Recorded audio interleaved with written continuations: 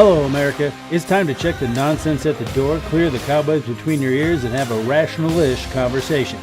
This is the lost art of common sense.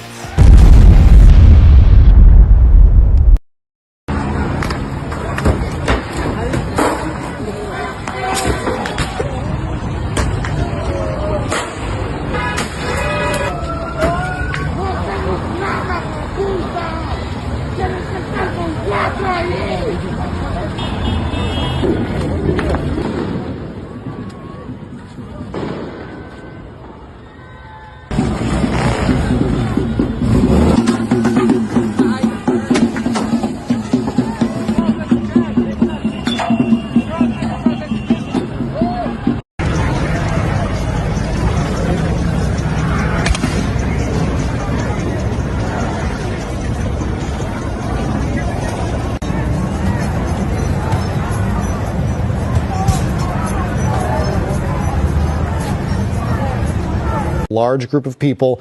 It could turn very volatile if you move law enforcement in there in the wrong way and turn what is just a bunch of people having fun watching cars burn into a massive confrontation and altercation between officers and demonstrators. That's right, America. I'm Josh. And I'm Kevin. And this is the lost art of common sense. Brought to you by our merch shop. Link in the comment or description below. This week we're going to be talking to Mr. Barry D. Todd and about his book he wrote. He was in a self-defense shooting and wrote a book about the circumstances that unfolded from that. So Kevin is going to give you a quick rundown on his background, and then we will bring Mr. Todd on. Barry, a military brat, was born in Millington, Tennessee, into a family with a strong military background. His early years were marked by frequent relocations due to his family's military commitments. Despite the challenges of a transient lifestyle, he completed his education and graduated from Fauquier County High School. In 1980, Barry began a distinguished military career, serving in the Army for over 2 decades until retiring as captain in 2001. During his service, he was part of various esteemed units, including B Company Rangers, the 3rd Ranger Company, multiple Ranger airborne assignments in the 82nd Airborne Division and 101st Airborne Division, the 10th Mountain Division, the 2nd Infantry Division in Korea, the 24th Mechanized Division, and V Corps in Europe. His experiences fostered a deep respect for preparedness, responsibility, and honor. Following his Army retirement, Barry joined 1st Command Financial as a financial advisor from 2002 to 2008, where he provided invaluable guidance to military families and earned the prestigious Top Gun Award 3 times. In 2008, he founded his own financial advisory firm, BDT and Associates Incorporated, which evolved into the NVIDIA Financial Group. I'm sorry if I pronounced that wrong. Serving clients nationwide and making positive impact on countless individuals and families. Family has always been a cornerstone of Barry's life. In 1985, he married his beloved wife, Virginia Sissy M. Todd. Together, they raised 2 children, Mason and Chelsea, and now cherish time with their 2 grandchildren. Barry's life journey, shaped by his military upbringing, diverse experiences, and unwavering dedication to service, has given him profound insight into the challenges and triumphs that come with commitment and sacrifice. His story stands as an inspiration to all who value personal responsibility, self-empowerment, and the principles of standing your ground. And that being said, we'll welcome Mr. Barry Todd to the show. How's it going, Mr. Todd? Welcome to the show.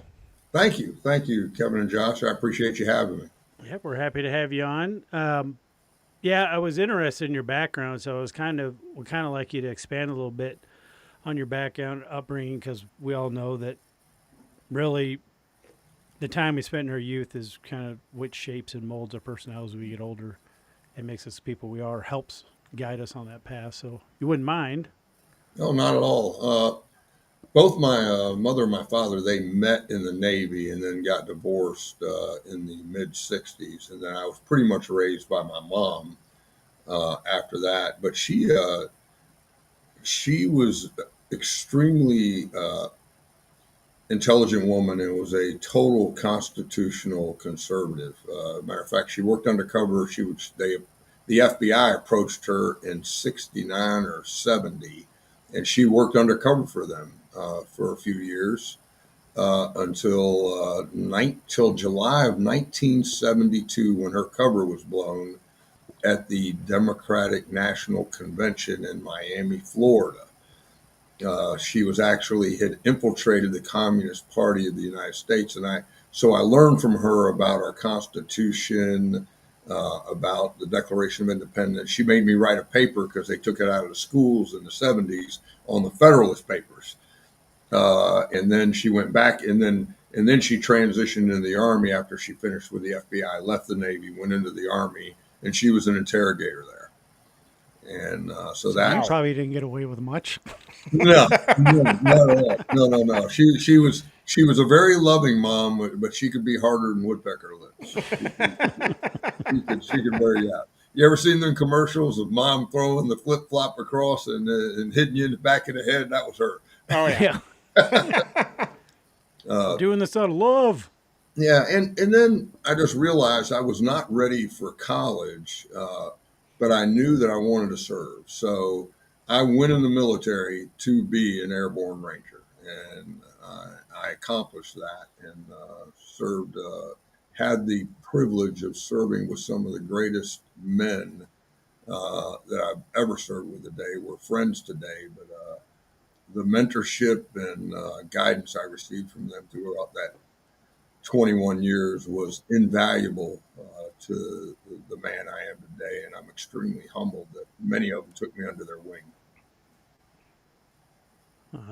It's always good to make those connections. We didn't serve. I've worked with a lot of. I messed jacked my back up in high school football. Biggest regret of my life. I've worked with a lot of military guys, and they're all in the industry I'm in, but they're all very close. And even like once I made friends with them, then I'm still friends with them now. They're all. It's a different cut of people that serve. That's why I'm working with them how I have and gotten to know them, befriend as many as I have. I have a great appreciation for everything that people like you did do. Yeah, the leaders that I had the fortune, Josh, to be with, the number one thing that I always reflect on is they taught me honor. And, we read about honor, and when you talk to today's youth and most people, they'll give you the definition of integrity. You ask, every politician I meet, I ask them one question: define honor for me. And I will tell you, out of the 24 that I've asked that, only one has ever gotten it right, and that's Sheriff Mark Lamb. But all the rest of them gave me the definition of integrity: doing the right thing when no one's looking. All right. Yeah. Well, that doesn't, just because you're doing the right thing when no one's looking, that means you have integrity. That doesn't mean you're honorable. All right. And honor is doing the right thing no matter the cost.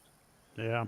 And when we were younger and we were taught and had to read not just the preamble to the Declaration of Independence or the Constitution, but the whole thing, you got down to the last sentence of the Declaration of Independence, and it talks in there, Kevin and Josh, about honor. There were, the founding fathers said, with God overlooking us, we pledge our fortunes, our lives, and our sacred honor. We had to dissect that when I was in school.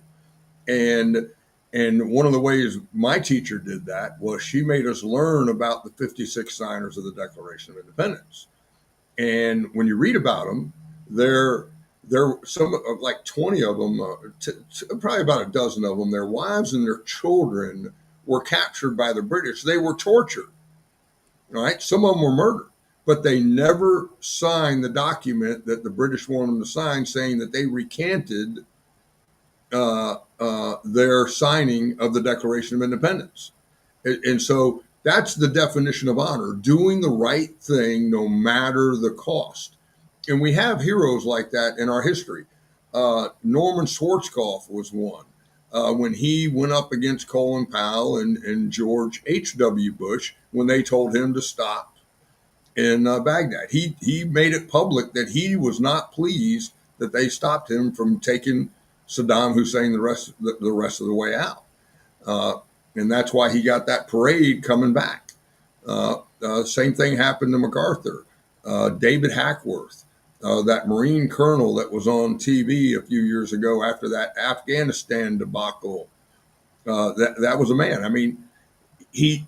You may not like the way they transmit the message, but they did the honorable thing by speaking truth, even though they knew it was going to cost them their careers. Yeah. Yep. Yeah. That's Yeah, we've watched. I watch a lot of. I don't know if you've heard him. He's a YouTube channel. He's called the Fat Electrician, and he specializes in like World War II stories, and like he'll pick out certain people. And the one thing that, other than just like guys that are just really, a lot of it was from World War II, but Yeah.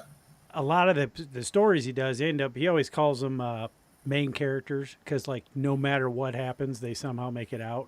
Yeah.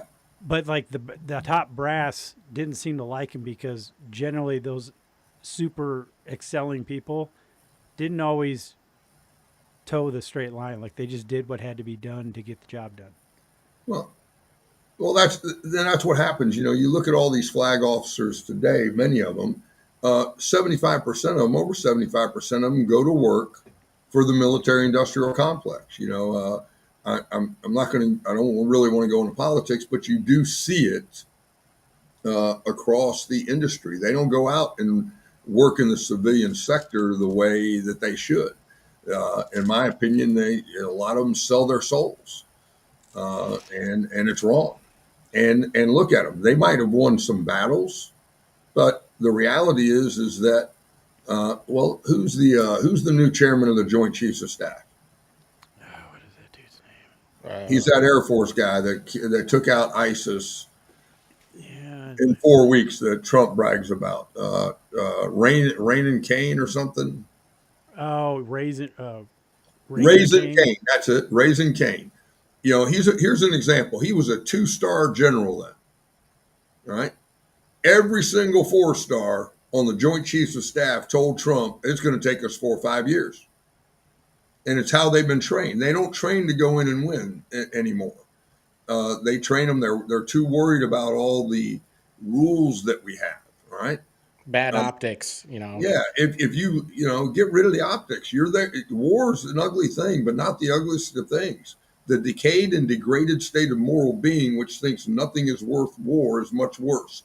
A man who has nothing for which he is willing to fight will never be free unless kept so by the exertions of better men. I mean, we had to memorize that when I was in the Rangers and in the Officer Corps. I don't know if they teach that anymore because of what I'm seeing. It frightens me what I'm seeing. We need warriors, not children. I mean, and there's going to be collateral damage. It is what it is. Yeah, that's what I mean. You can. We've talked about that before too. We've gone back through, and we think that's one of the reasons why the Vietnam War lasted and the way the Korean War lasted. Generally, you can track it back to politics played something in it. Where if you send in, well, I don't. I'm not big on like let's go to war or whatever. I do think we should have the biggest, strongest, deadliest military on the planet, just so the last thing you want to do is America to get involved in any military conflict. And I think we have the military that can just go in and get the job done, but you just need to do it. You can't if you make war political, more people die. Yep. More of your based on people what you die. see through history. More Yeah. of your people die. You're exactly right, Josh. Couldn't have nailed it better. So that was one of our big things. But yeah, it was General I think Daniel Kane. Hmm. But yeah, that's the new Joint Chief of Staff. So what were the conditions leading up to the event that All right. Well, inspired the book? well, the basically the book it's called Stand Your Ground: One Man's Self-Defense Nightmare. My wife and I were being retired military. We hang out with other retired military folks, so we linked up with 4 retired military couples that night. They were all friends of mine, and we went to an establishment that was owned by military retired couples called the LZ Bar and Grill. And we usually went there once a month, and we would have drinks, dinner, and then dancing, and we just had a really good time. And then and we were there that night. And how far do you want me to go here? You can. Go all the way. Yeah, just All tell the right. whole story. You're the guest. It's your show. All right. Well, there was a young man there that showed up that was wearing a shirt that on the back of it read "Certified Cougar Hunter. Don't go on a trophy coog hunt without your morning wood." He was a real class act, you know what I mean? But anyway, we were joking about it and all. But one of the guys, one of the retired friends of mine, Robert Archibald, he was there with us, and he knew him from out at work at Yuma Proving Grounds. So he invited him to his table, our table, because he was by himself. We had a good time for a few hours, uh, but then all of a sudden things turned, and he got really ugly and got in my face and wanted to fight me. And I told him, "Listen, I am too old to get in That might Oh, we froze. lost him. He's froze up. I'm not sure how to do that. Oh, yeah. See here. Yeah, it's a Well, problem with message him and technology. Let's see. Your feed. it was just like getting to the good part too. I know. Getting to the, I'm sure. I mean, Oh wait. Yeah, he's gonna come out and come back in. okay. I hope. Let's see. Yeah, Yep. because if the- he's always the traveling- joys of going live. joys of going live and traveling being Hotel Wi-Fi can be spotty. yeah, somebody doing something inappropriate. So far, I'm enjoying our guest. Yeah, it's interesting. So I really hope he can get back on here and we can talk to him some more because I think. I Go ahead mean, and get this out of the way. What's up, Jared? what up, Jared? And yes, it looks exactly like Grand Theft Auto in California, which is probably where that game was first inspired. Yeah, I wonder if it was. I wouldn't be I don't know. surprised. It's always sunny, full of criminals. Let me see. Really should have got Barry's cell phone number. I bet he'll try to jump back in. It's like hotel stuff. Oh, I know. I'm hoping he tries to jump back in. But he was touching on a lot of stuff though, like with his upbringing. So I thought his mom's upbringing was kind of That was pretty cool. interesting. That she was a FBI spy. That was- yeah, and Weirdly, it's she just was funny trying how to, she was undercover with the FBI investigating the communists at the and then DNC. her cover got blown at a DNC thing. Yeah, I thought that was super interesting. I'm like, well, that makes sense. I think he could write a couple books. Oh, I Based on think his so life. too. It seems like he had a pretty interesting life. Well, while we're waiting for him to come back, I mean, if anybody wants to be a guest, make sure you email us, and we will try to not delete the email as we sometimes do before we actually. If you don't guess one time, re-email we us. 'cause generally always catch the second. That's right. Let's see. Is there anything you want to get to while he's Messing with this connection. hopefully Well, trying to we get can, back on here? If he doesn't make it this time, we can have him back on. For some reason, I mean. Yeah, well, we can. Oh, Oh, wait. there he is. Oh, he's back. It's probably in hotel internet. Did you say Yeah. you're on the road in a hotel? Yeah. It's probably the hotel internet. No, I checked it. We weren't having any problems. I had full connectivity. But anyway, where did I leave off at? You were talking that guy about the got in your guy face. becoming unruly. Yeah, he became unruly, threw me head up. Without going into a whole lot of detail, I'll let you all ask questions. Basically, my wife and I were threatened. I was attacked not once, but twice by two guys, one wielding a knife. And when I had to pull my weapon to defend myself. And when the police showed up, I was the one that was wrongfully arrested and indicted on attempted murder and 2 counts of aggravated assault.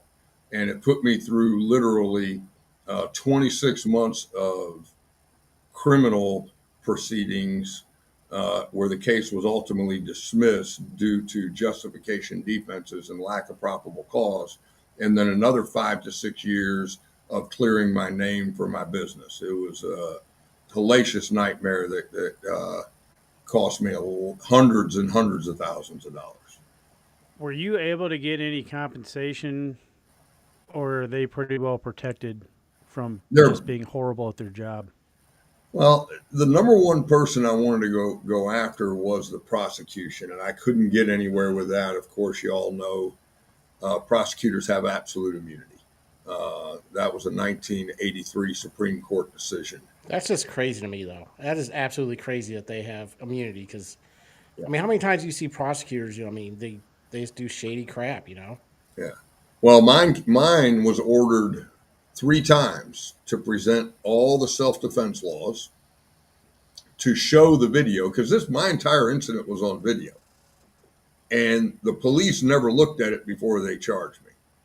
All right, even though I told them it was strictly self-defense, and then also my medical injuries, because when I got thrown headfirst into a concrete wall, it gave me a concussion, got a broken rib, a broken arm, and a contused shoulder out of it before I ever pulled my weapon.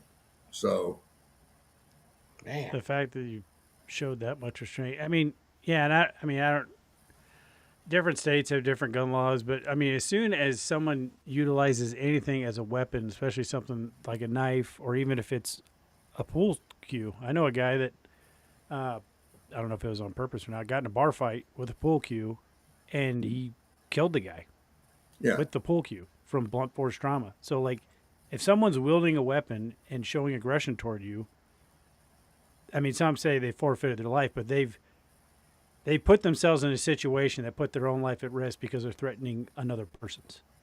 yeah. Because people should have the right to defend themselves.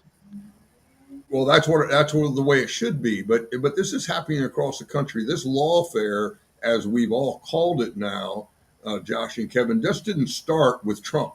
It's been going on for decades. Uh, Let me tell you a quick story from 1966. A man that I consider a brother. We served together for nearly 45 years, both in the military and in the civilian world. Matter of fact, when he retired in 2012, he moved out to Yuma to be near me.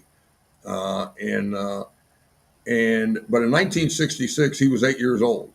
His name's Command Sergeant Major Ralph Beam. He's in the Ranger Hall of Fame. But when he was 8, his dad was a sergeant major in the 82nd Airborne Division. Woke him up at about 2 o'clock in the morning. Said, "Hey, come out here on the porch." Said, "Grab that hose and clean this blood off the porch over here." And when he looked over there was a dead man laying on the porch. God. And 5-10 minutes later, sheriff comes pulling up the driveway, and he walks up on the porch and he goes, "What do we got going on here?" And Ralph's dad, Mr. Bean, because that's what I called him because he's older than me, he said, "Ask him," and he pointed to the dead man. And he goes, "I can't. He's dead." And he goes, "Exactly. So what I'm going to tell you is what happened. Don't try to add anything to it to make it a crime that didn't happen." Well, And yeah. and basically he told him, he said, "The guy was coming through that window right there. I got my family with 7 kids in here, and I put 2 shots in his chest. Any questions?" Uh, and some people call that extreme, but it doesn't matter. If we don't teach the word republic anymore. No. Republic is Latin, and it means the people, the law. Whatever the law says, that's what the people have to follow. It's that simple.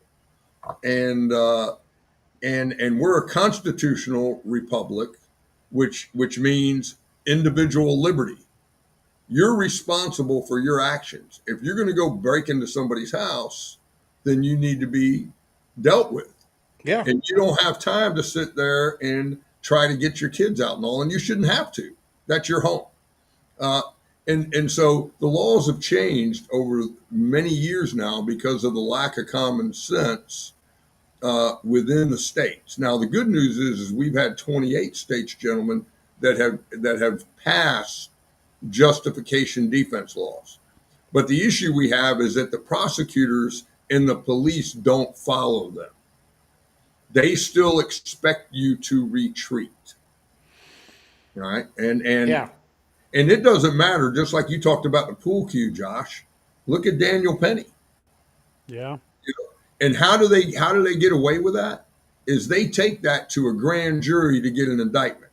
Because if that had been in a preliminary hearing, the defense would have been able to counter with the videos and stuff that were taken by the other passengers on that subway and their statements. But you know that prosecutor, Alvin Bragg, never presented that stuff to that grand jury because he would have never gotten a charge. And see, prosecutors are elected. So the system is set up, rigged against those that are charged, right? Yeah. And because they're elected by this group, and then over here, they have to come out with charges because they want a jury to find them not guilty, not them saying, well, there's no evidence here. Because then they won't get elected. They'll be accused of letting them walk. Yeah, I don't. That's what. Even like with the stuff, what's her face, the state AG in New York, who literally just ran. Letitia James. Letitia James, like, ran on, I'm going to get Trump. Don't know what for, but I'm going to get Trump. That's what I don't like about. I don't know. I don't know if I would feel better about. The good thing about if someone's elected, they can be unelected. But if you are in an area where people are either uneducated, indoctrinated, whatever, you can have people constantly getting elected to where they're just, like we had talked about off air about, I think a lot of these prosecutors and really anybody, like anybody who's in elected or a place of power, pretty much does everything based on legacy. That's why you have and me and Kevin have talked about on the show, I think that's why they tried to hide the stuff with Biden, why no one ever said anything about Roosevelt with his wife running the country for a while, because if they came out and it was made known that there was something wrong with them, then it taints their legacy. Same with, I don't have enough convictions, which is weird. You hear all these stories about these people getting let out, not charged for actual crimes that they could get prosecutions on, but they're not, they're not big headline crimes. So it's like, I'm not worried about that. And Well, it goes back to what we were talking about earlier, honor. There's a lack of honor. yeah, People doing the right thing no matter the cost. I mean, and that comes down to the bottom line. But the other side of it is people don't know how a grand jury functions. They think that when a grand jury comes down with charges, that the guy is automatically guilty. I thought that. yeah. I made an assumption that a grand jury was run honestly because a prosecutor actually by law supposed to wear two hats, right?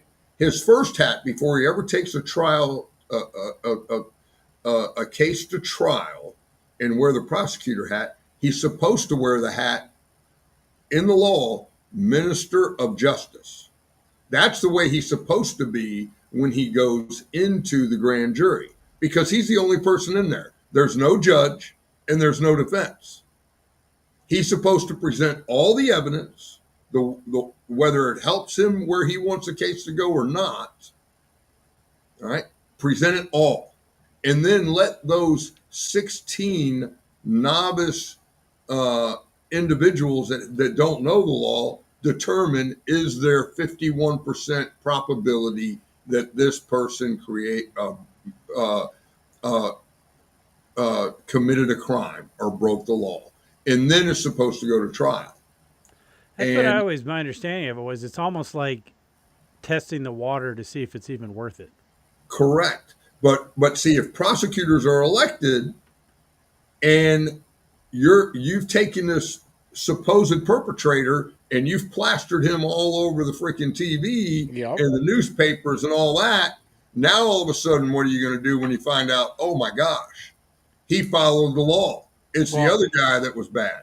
I think that's why Derek Chauvin got kind of Yeah. ramrod because I think he was kind of a, I don't know, somebody just to hang because of a shitty situation, Yeah. and they, Yeah. no matter Look at what, look they, at Kyle Rittenhouse. yep, Yeah. exactly. Yeah. Look at George Allen in Santa Cruz County, Arizona. Did you hear about him? I don't know if I have heard Uh, of him. Possibly, but I He don't was the see. rancher that found a dead illegal Oh two yeah, years yeah, Oh ago yeah. lost his ranch. yeah. Yeah. And he did the right thing. He found him dead, called the police. 2 weeks later, they show up and arrest him.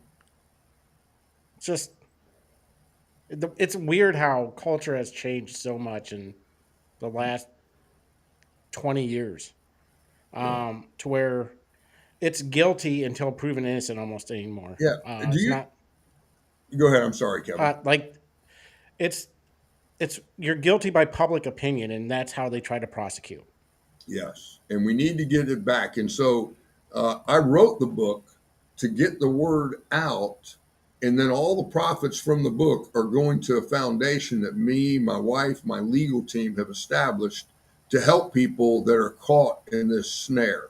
Number one, financially, but also maybe to help them find a good lead detective like I had to, or video forensics expert, to get those experts in there to help them fight. Because when people say you got to have the only people that get win cases are people that have money, well, they're right.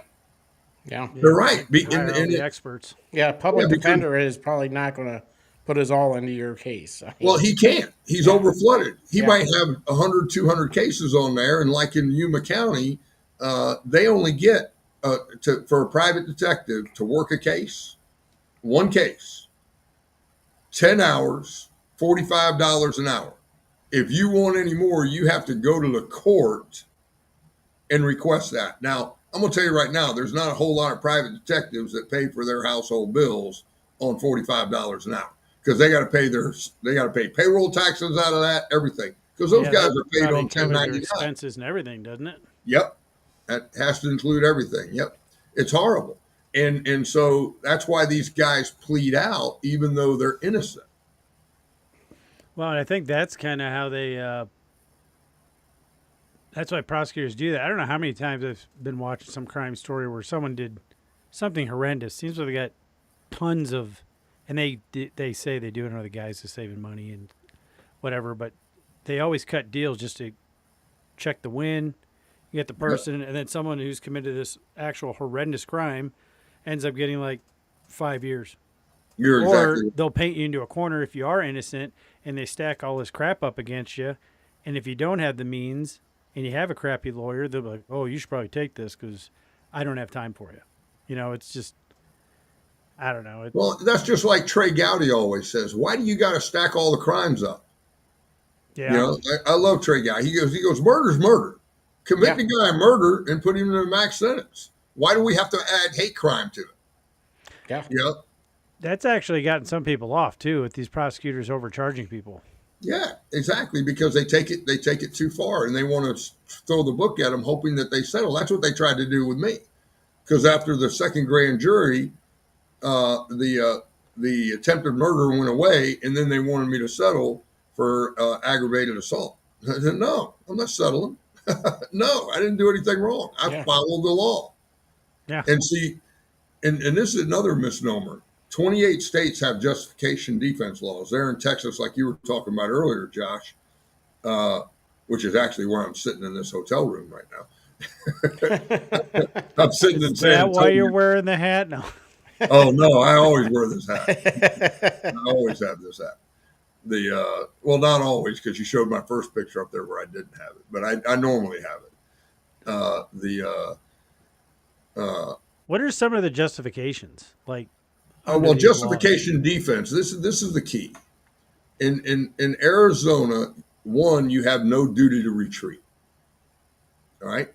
Number two, the way Arizona's justification defense law is it flipped the affirmative defense, which is what all 50 states used to have. All 50 states had an affirmative defense law. California still has an affirmative defense. Affirmative defense means Josh, let's say you're in a situation like I was in, and you claim self-defense, but it was in California. You, as the defendant, have to prove that it was self-defense. Now, what did the Arizona law do? Is the moment I said to that police officer on the night he was questioning me, this was strictly self-defense. At that moment, it was up to the prosecutor to prove that it wasn't self-defense. That's what the law reads now. They weren't supposed to arrest me, but Yeah. they ignored the laws and they tried to ignore the self-defense laws, which is crazy. And that's the issue at hand.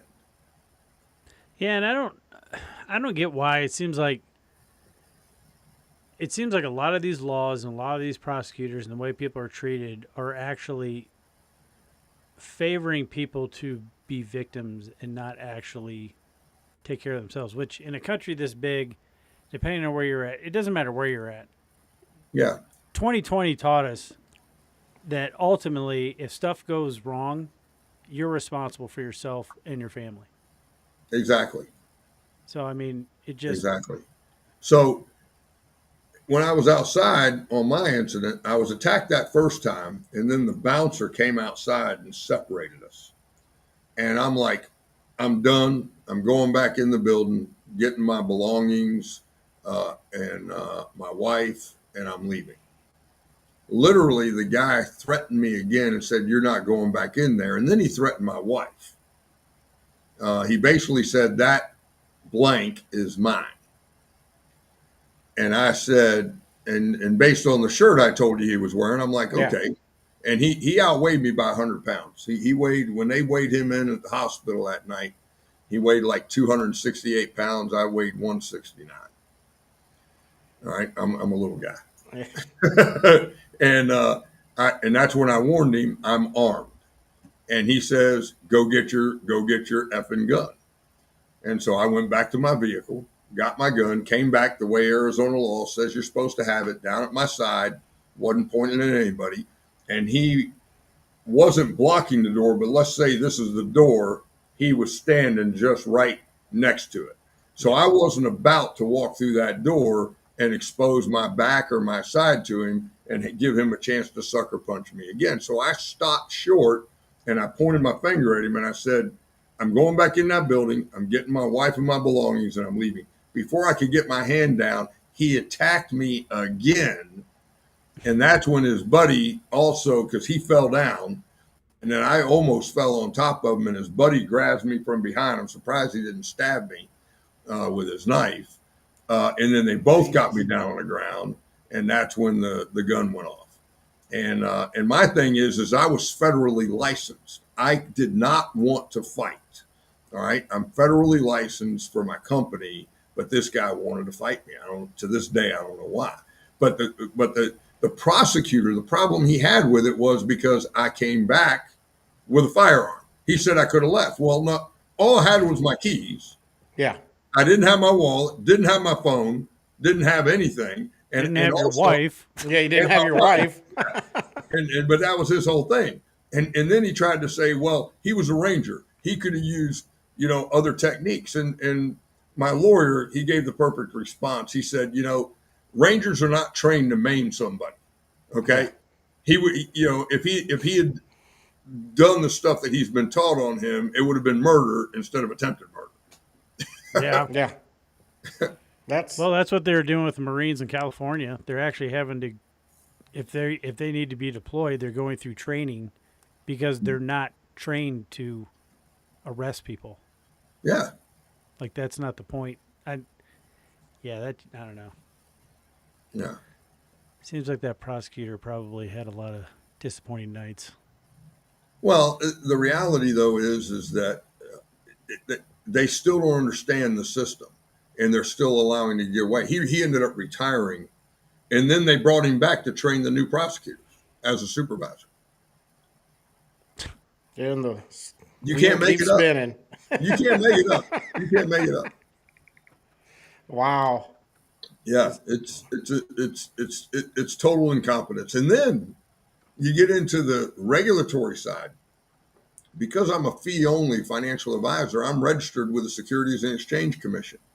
Just because I was charged, even though it had nothing to do with my industry, it had to be disclosed on every document that, or it had to be uh, disclosed to every client in our firm. Even after it was proven it was self-defense?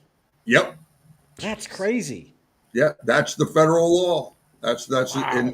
and then it took me another 5.5 years to clear it because see, Arizona doesn't have an expungement law, but they did come out with a law where you could seal the record. So I went back to the court, and that's when the judge sealed the record for my business. But that didn't happen until 2022. So Dang. yeah, so that took. It was telling you it was an 8-year endeavor, and then you got states because when you're registered in the financial services industry, when you go over a certain number of clients, you have to register in that state. So just one example, uh, in the state of Virginia, we failed to I failed to disclose it within a timely fashion. Didn't know I had to disclose it, but failed to disclose it within a timely fashion, and I got a $10,000 fine. Then you go to Florida, they wanted, even after I was cleared, before they would appoint me, they wanted the entire court record, every document that was submitted, photo, everything, stamped, court certified. That cost us over My $10,000 God. because that was 26 gigabytes of information. That's absolutely insane. So Yeah, it sounds like you were like half-ass being tried every time you were going to every different time, states. every time, every time, every time. We are not the country we were 40 to 50 years ago. They have totally flipped this thing upside down. And the funny thing is the Securities and Exchange Commission, that's not even a law. That's a rule that they put in there. Part of the bureaucracy. Yeah. That's Yes, why bureaucracy sucks. yes, yes. And then the same thing with Florida. That's not a law. That was their bureaucratic. They wanted a system. There's no shortage of that. They All these need, agencies making their own rules. yeah. The bureaucrats want to justify their existence. Yep. Yeah. Well, and I think it's like what you were saying too. It's with, and you can read back stories from history, and nobody wanted to be a congressman, nobody wanted to be a senator. Of course, it wasn't as easy to get to Washington, but like people did it because they actually felt like a civic duty to do it. Now Mm-hmm. people graduate college and run for Congress or run for the Senate. It's like a career path for them. Well, it's a good way to make money. Yeah. Well, surprisingly, yes. But And like they don't that's why Congress doesn't they make very vague laws and then they push it over to these bureaucracies and then they take that very vague law and then make rules based on it and then upend everybody's lives. well, the good news is now is the Chevron doctrine was overturned. Yeah, I was a pretty big fan of that one. Yeah, that was huge, and that's going to help out a lot, especially as Trump or excuse me, the current administration deregulates, and basically he's defanging the regulators by doing this. And what that does, they can't go back and put them back on because now they can be held accountable. If it's not in the law, they can't do it. Yep. Yeah, I'm a Uh, little concerned about them talking about merging ATF with is it DHS or I thought it was DEA. DEA. I'm a little concerned about that. Not under the current administration, but if we ever get a non-pro 2A administration in, that gives mhm. the ATF a lot more resources to, let's just say, weigh heavily on our rights. Yeah. Well, I don't know if I see it that way. The I worked with it, and really it all depends on the the leaders of those industries, not just the elected people. It has to be the people that are promoted up the ranks. Do they have honor? One of the most disheartening things to me in my case, I knew people on the police force. One of them was a client, right? And I have to this day several law enforcement folks that are clients of our firm. But I wanted to talk to the ones that were YPD, Yuma Police Department. Yeah. So one of them was a pastor in my church. Asked them would they be willing to sit down and with my attorney and my investigator look at the video that my legal team had. They took the 16 cameras and built a film using the FBI's leading video forensics expert.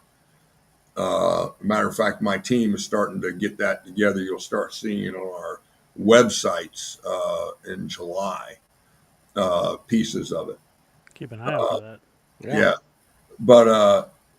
But this is what the funny thing was. They either said no, I can't do that, and then the ones that did do it, they said, oh, you got a great case here, but I can't go against my brothers in blue. Every single one of them said I can't go against my brothers in blue. So they put loyalty above honor. And that's the difference between, in my opinion, between how the police forces are trained and military. I know definitely the Rangers are trained. It doesn't matter what your rank is. If you're wrong, you're wrong. If it's illegal, immoral, or unethical, we're going to hold you accountable for it. And it doesn't matter what your rank is. We are trained to hold even our superiors accountable. Yeah. Well, you want when you want a well-oiled, machine to accomplish the task that's given. You can't. There's no room for. Yeah. And you've seen seeing that's. It does seem like, and you were saying that there's some concerns about whether or not all those are still being taught in the military, because there are stories of like that one Navy SEAL that was kind of railroaded. Yeah, exactly. Stuff. So it's. Yeah. I guess we're living. I think if we had the same education and upbringing, and they I think the what are they called? You said them earlier. They're not the Freedom Papers. The Federalist Papers. The Federalist Papers. That should be studied. That's literally because it takes the Constitution and it adds meaning. Yeah, my mom said that is the owner's manual for the Constitution. She said, you want to understand it. And she also taught me, don't read it without a dictionary that was made before 1850. All right. Yeah, they talked a little different back then. Yeah. Definitions were different. They meant different things. And so she said, don't read any of it without having a dictionary dated before 1850, because it won't make sense to you, or you'll take a different meaning from it. Yeah. And then the other really cool thing was, now I do want to give the federal officers that were clients of mine. Some of them had been in the Yuma police. I had 2 border patrol agents, active border patrol agents, 1 active DEA agent that went against their compliance or their legal team and stood by me after watching that video. And they didn't leave my firm or anything. They said right's right, and because they knew me, they knew this was horse hockey. And one of them even got on the phone with a judge, and yet they went against the recommendations of their federal departments, which everybody's trying to save face. Yeah, but they weren't. They just which is a bold move anymore. I mean, yeah, say it's an honorable thing to do. Yeah, but it's the right thing to do. Yeah. If you're more worried about your career than doing the right thing, then you have a problem with the way you think. Yeah. And I'll challenge anybody on that. And then the other thing I've learned over the past several years that made me want to write the book, this is happening everywhere. At the federal level, I have a very good friend of mine who's a retired naval officer. He got wrapped up in that Fat Leonard thing. You know about Fat Leonard? I don't. He was the one that owned the ports overseas. And it was in San Diego, and all those naval officers got brought in and went to trial at the federal level for ensuring that the ships went to his ports. Oh. And he made a lot of money. There was easily 2 to 3 dozen officers that got wrapped up in that thing. Well, anybody that's been in the military any amount of time knows that a captain of most Navy ships, they don't get to choose the ports they go into. Yeah. Right? Yeah. They're ordered. Yeah. You're This ordered is where to go. This is the one we, as the United States Navy, the Department of the Navy, have a contract with. Yeah. That's number one. Number two. Then I have another buddy who's a retired sergeant major. He got arrested over in Afghanistan by our FBI, and he was thrown in jail for almost 7 months in an Afghan jail. No hearing, nothing. All right. Gets sent to Frankfurt, sat in a Frankfurt jail for 2 months. Finally gets flown to Maryland. This happened in the middle of the Obama time period, right before Benghazi happened. He ends up getting into Maryland, finally gets out on bond, finds out that the military, because of the charges that were against him, have stopped his VA disability, his military retirement. His family had to declare bankruptcy, moved in with the parents. And then he goes to trial, and about a month and a half later, and they find out that they had the wrong guy. Wow. You know how much money he got? There's None. no accountability for No Oops. accountability. That's crazy. Yeah. That's And so I'm absolutely finding crazy. more and more people like this, and I'm trying to convince them all. Let's write books. Let's get this out there, and let's change the laws. One of the things I'm starting the discussion in Arizona, and I want to start it across the country, where we have a lot of the justification defense laws in place, but now we need to start holding these people accountable. I know we can't change a Supreme Court decision, but we can maybe put a law in there. Like I'm thinking in Arizona, if you're found not guilty, or you found that you were wrongfully indicted or charged, the state should have to pay those fees back to those citizens Yeah, absolutely. I agree. every time. Yeah. Right There's now, they don't states have to. that have like passed laws to where they can't be sued for wrongful prosecution, and I don't know how that is.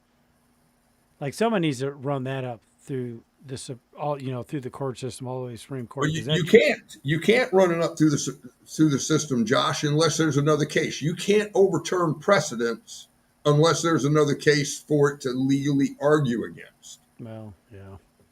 That's why it's better to put other things in place to counter it, because the pressure that would come from a state for a prosecutor consistently having to pay out for a prosecutor's bad decision. What's the number one thing that always hurts people? Pocketbook. Yep. You dig into the pocketbook, it starts happening, and because you should not be arrested unless you do it. And then the other, this is the other thing you love to hear. You ever heard of pretrial services? I don't think I have.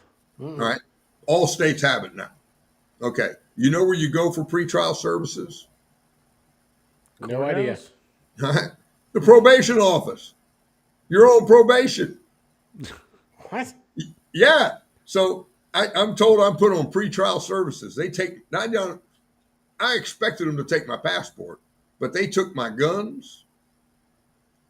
They told me I couldn't drink. I had to get permission to travel anywhere, and I actually had to apply to court, all right, to travel. I had to report in to this pretrial services officer who is right out of college, 22, 23, 24 years old. Great young man named Diego was his first name. And it's in the book.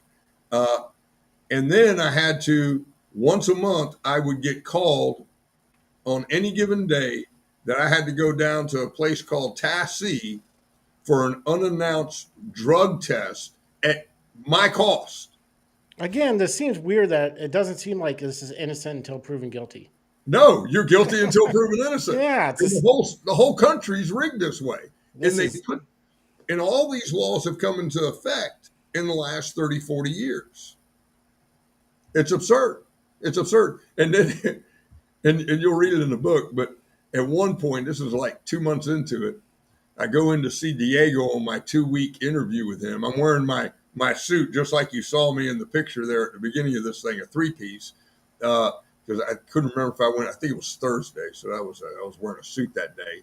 And I go in and sit down, and here's this 23-year-old. Now I'm a decorated veteran, and I've already, my kids are grown, and I got grandkids, and own a business, own property all over the United States. And he looks at me and he goes, "Mr. Todd, how are you doing? Are you doing okay? Do you need to talk to somebody?" I'm like, really? Your listeners can get the book to hear what I said to him. Yeah, But we recommend everybody to buy the book. yeah, I locked eyes with him, and I politely lectured him for about 2 minutes on all that happened to me and where I was at, and it resonated with him so well that he looked at me and he goes, "This doesn't seem right, Mr. Todd. I agree with you. I'm going to see what I can do." He actually wrote the judge an email and requested I get off pretrial. Now, I didn't get completely off, but it got way reduced after he wrote that email. That's But awesome. you shouldn't have to go through that. No. And especially for someone like me, outside of speeding tickets, I've never had a criminal conviction. Yeah, it's As not an like you're just going around, picking fights and Yeah, all. exactly. Yeah, I was avoiding it. Yeah. Well, Yeah, you almost have to. I mean, that's why. Like, if I'm carrying, I never open carry because I don't want to. I don't want to paint myself as a target if someone's going to do something stupid. But I'm also, I don't want myself to be known if I'm carrying. So yeah. if something does happen, you kind of have an element of surprise to where you can get yourself and whoever you're with to a safe spot. But I don't know. It just seems like they keep moving toward people not now. Like you said, things are improving. So I mean, is that one of the motivations for the book to? I mean, educate not only on your story, but to change laws and try to put And get things the on a better resources to path. other people. Yep. Well, at All the least profits from the book are going to the Defense Resources Foundation.org. And you can go on there and see it on your website. Our goal is to sell 1 million books, raise about $5 to $7 million for the foundation. Then there's enough money there to help people and to get the resources and start changing the laws. And so, and each state's different. So we're going to have to work on many different fronts. There's no one size fits all. And that's a great thing about having states because you got many different examples. But there's already states out there that they saw how corrupt the grand juries were and they don't do them anymore. Did you know that? Well, and that was actually kind of dawning, or I was thinking about that when you're talking about grand juries and grand juries in general now, because especially those are convened like a while after. I mean, we still have them here up in the Panhandle. I was annoyed that I got called for jury duty, and then I found out it was for grand jury. And then I was ticked off I didn't get it because that's when you find out all the crazy stuff going on in your city. But there's no such justice isn't blind anymore. I would say it's very hard for justice to be non-biased in a day where everyone has a camera on them, everyone's connected to the internet, and anything that happens generally is going to be skewed in a certain way before you ever even get charged. Like there's always a ton of information out there, so I don't know if grand juries, like you're saying, are really even relevant anymore. And I Well, don't think it's a Connecticut good and idea to be Pennsylvania don't tried think in the so. community that it happened in. Yeah, Connecticut and Pennsylvania don't anymore. They don't do grand juries. They do preliminary hearings. A judge, both prosecution and defense, present the evidence, and he determines is there probable cause. I think that'd be the best way. Yeah, I mean, but also, sometimes yes, sometimes no. I guess. yeah, yeah, that would be the perfect. But then again, who says a grand jury only has to have the prosecutor in there? That's the way it used to be. That's the way Yeah. it always was. That doesn't mean defense can't go in there now. So that may be what one state does, and they still call it a grand jury. And maybe they hire one judge that sits in there and looks at the law that both defense and prosecution is hiring. Maybe that's all they do. Yeah. Yeah, I think a grand jury is actually kind of a waste of time, resources, and money. Yeah. To where, like But you're saying, if you have a preliminary trial, that's sounds like the right way to go. And I think it most is. trials. Go ahead. It definitely is. Preliminary hearing is the best way to go. But if state comes up with another way because they're looking at cost, like allowing defense to go into a grand jury and present, maybe that's. I'm just saying, let's don't pigeonhole ourselves to try to change the laws in every state to fit one nucleus. Yeah. Let's talk because the laws are different in every state, and if you try to do that, it's not going to work.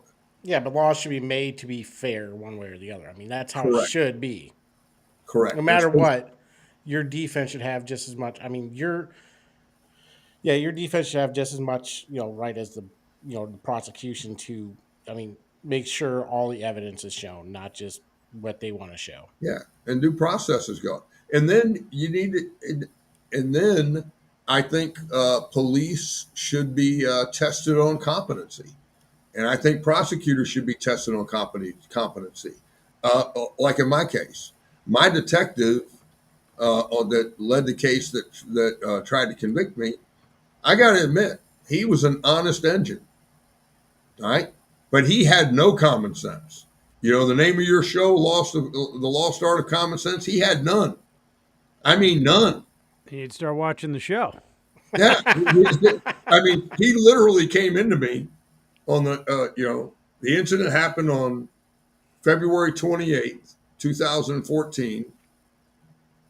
4 or 5 hours later, I'm sitting in the police station. I've already talked to him, told him it was strictly self-defense. He comes in and says, read this and sign it. And I said to him, what is it? He said, it's a charge sheet. I said, a charge sheet? What am I being charged with? He goes, attempted murder and 2 counts of aggravated assault. I said, I told you it was strictly self-defense. He says, I know, we got the whole thing on video. I said, great. Have you looked at the video? He goes, no, not yet. How can you charge somebody without watching the video? He went off the eyewitness testimony. And then for the next 2.5 years, none of those, or next 26 months, none of those witnesses saw the video until the preliminary hearing. That's absolutely. And guess what? When they saw the video in the preliminary hearing, they all recanted their testimony. Well, I mean, your perspective might not be what happened, Well, eyewitness testimony is only accurate 20 to 25% of the time. It's wrong over 75% of the time. That is a fact because of just what you said, Kevin. It's your perception. Yeah. And people also, and it's not just their perception of what they're seeing, it's also their perception on how they perceive themselves. Yeah. One of my friends that was out there talked about how he saved the day and did all this other kind of stuff and went over there to provide first aid to the dude and all that. And then when you watch the video, he's hiding behind his wife the whole time. I'm like, oh wait, I must have saw that in the movie. My bad. Yeah. My bad. Oh, weird. And we're even friends to this day. But I mean, it's just funny how you think in your mind one thing and you're seeing something. And then when you're later on, especially when there's alcohol involved, you start thinking it's something else. Well, and you're also dealing with, if you're a witness to a crime, it's not like if it's a lead up fight, but like I said, your fight went outside, was inside, was outside. When they're pulling witnesses, there are people there at a bar for a reason. They're having a good time. They're doing this. Then something happens. So it's not just their account of the situation. They're having to reconstruct what happened in their head based on not necessarily paying attention to it. Yeah, exactly. So exactly. it's like your truth thing, but I mean that's kind of what it is though. Like, oh yeah, I mean, yeah, I was there. The guy was fighting, and then I heard gunshot or this or that. Yeah. And the prosecutor's thing was, you remember how I told you the guy was standing next to the door? Yeah. The prosecutor's thing was he Kevin's gonna wanted dip out for a me, second. right? Was he wanted me, Josh, to the police and the prosecutor said, well, why didn't he just walk through the door? And the lead detective, and the reason I'm bringing that up, the lead detective brought up some stuff in his testimony with the prosecutor, and then my attorney cross-examined him. We didn't even have to put on any evidence. We just cross-examined the witnesses that were up there. He goes, well, he could have just walked through the door. My attorney got so frustrated with him, he finally ended questioning. And finally, and then the prosecutor re-examined, had a couple of questions, and then the prosecutor says, I'm done. And the judge goes, well, I'm not. I have a question for you, detective. And he said, detective, if you had just been assaulted the way Mr. Todd had been assaulted, and you had to brandish your firearm the way Mr. Todd did, would you walk by somebody or the same guy that had just attacked you and expose your back to him? He didn't want to answer. Finally, the judge ordered him to answer, and he said, well, of course not. And that rested that whole case, that whole theory that those two people had. Anybody that's been trained in the military, you're never going to cross a danger area. You're going to try to avoid that danger area. That's why I walked straight up to him and pointed to him with my finger and said, don't mess with me. I'm going back in there, get my wife and my belongings, and I'm leaving. But Well, that was that's another thing to take into account though in your situation though, because not only you showed him that you had a firearm, and the fact that he wouldn't move and was still posturing. I mean, yeah, he that was attacked waiting you. to attack me. Yeah, he was waiting to attack me. He had already told me that I wasn't going back in there and that my wife was his, with more foul language involved. Yeah, that's just It's a bold move, Cotton. Yeah. Yeah, it's a bold move. Yeah, especially, and then you're going to attack somebody a second time, and he's holding a Ruger SP 101 357 snub nose with hollow points. You're not a real intelligent life form there, Hucklebuck. Well, and like, did somebody tackle you, take your firearm, or did you run out of ammunition? They tackled me down. Yes, they did not take that. I did not let go of the firearm until my wife and friends came out and the security guard. Well, I was just because when they say attempted murder, I'm just like, well, was it out of bullets? No, I mean, But if you're no, going to murder a person, you have bullets left, and Yeah. there's time. I mean, you're not going yeah. to stop shooting. Well, I'm an expert shot. If I wanted him dead, I would have shot him from my car. that's the messed up thing, kind of too, when you think about it. Especially, I don't know if it's as bad now as it used to be, but I kind of want to get yourself. I wanted to get your thoughts on self defense now versus then culturally. But my first firearm that wasn't the Raven P25 I got from my dad was a Beretta CX4 45 auto, just a little carbine PCC. Mm-hmm. Well, I had two rounds of snake shot. That was the first two rounds, and then followed by hollow points. And the guy's like, well, if a guy's in your house, and this was his total justification, he's like, you don't use snake shot, just use the hollow points, because if he lives, then he can sue you. I was like, I'm not saying. This is the guy at the gun range. He's like, hey, man. And I was working in Arkansas at the time, but he's like, nah, man, you just put those hollow points in there, and you just put them down, or you can sue you. It was so funny. My attorneys did find a Yuma County retired police chief who had never met me, didn't know who he was. He's since deceased because he was elderly, but his name was Matthew Brooks, and they meet him in 2014 in the summer, and they said, "Would you be willing to look at the video and give us your expert opinion?" So he gets the video from the FBI guy, and he goes through it, and he writes out everything I had already told the police. He writes out. He's not seen any of my stuff. All he got was the video. And my attorney was shocked. He goes, "This is awesome." And then he goes, and then the detective or the retired police chief goes, I want to meet Mr. Todd. So they set it up for a few weeks later, and we go to Logan's Roadhouse in Yuma for lunch. And we sit. It was a quiet place back in the corner, and we're sitting there. And I thanked him. I said, I've never met you. I appreciate you being honest and standing up. I know these are your brothers in blue. He goes, they're my brothers in blue, but they're wrong on this case. All right. And seeing somebody railroaded, we're not going to stand by and do that. And then I said, well, you wanted to meet me. What did you want to talk about? He goes, I have one question for you. I go, what? He goes, why didn't you shoot both them MFers? Yeah, you got some restraint. I go, well, believe me, I wanted to, but they probably would have put me under the jail, and I wouldn't be out here to give you money to be able to get me out of this this trap that I'm in. Well, and you can make the argument that your military training is what gave you the restraint, that it was the situation was what it was and not something worse. Yeah, I will tell you that my Ranger training was paramount on multiple levels.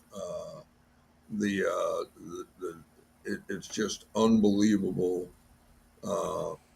when I look back at my life now, how blessed I was with this incident, with the run up to it, with my belief in God, the support of my family, and my Ranger training. It's just, gentlemen, I cannot tell you enough how awesome it was to know that a lot of people think, oh, Ranger school, you're a special ops guy.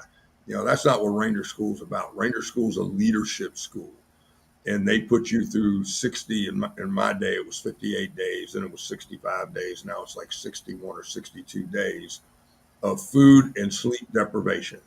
When I went through, it was one meal a day. If you were lucky, 1 to 3 hours sleep a night. You got full combat load on, ruck, everything, and you're in a simulated combat environment. 1 minute you're carrying a machine gun. The next minute you're leading a combat patrol against an opposing OP4 that's constantly trying to kill you. And you're getting evaluated on how you're reacting and dealing with the missions that are coming down, mission after mission after mission. And you learn that if you graduate from Ranger school, there's nothing in this world you cannot do. And having that mental stamina and the confidence in my beliefs, and then later on the special ops training, because that's the second part of it. Being in the Ranger units I was in, LURS units, separate Ranger companies, and those types of Rangers, not in the battalions. We did missions where we had to do debriefs, and you had to memorize everything on that mission. And sometimes those debriefs would last hours. And so being in a situation where you got to remember details like that, my attorney was shocked because I told him what happened. We had not gotten the videos from the police yet.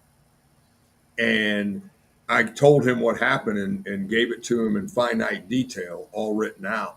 And it was 80% accurate of what the video showed. He said, Barry, in my over 50 years of practicing law, I have never seen that on an eyewitness testimony.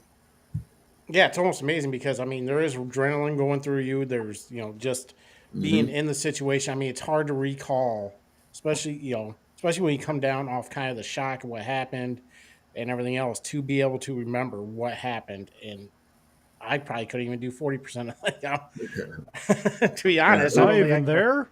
Yeah, was that me? Well, that kind of makes sense though, because the food, sleep deprivation, and then the mental, I don't know what you call it, exercising of your mental recognition or whatever.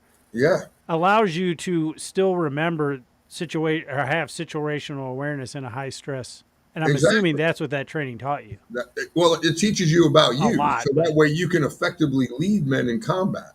Because the more you know about how men are going to react in combat, the better off you are.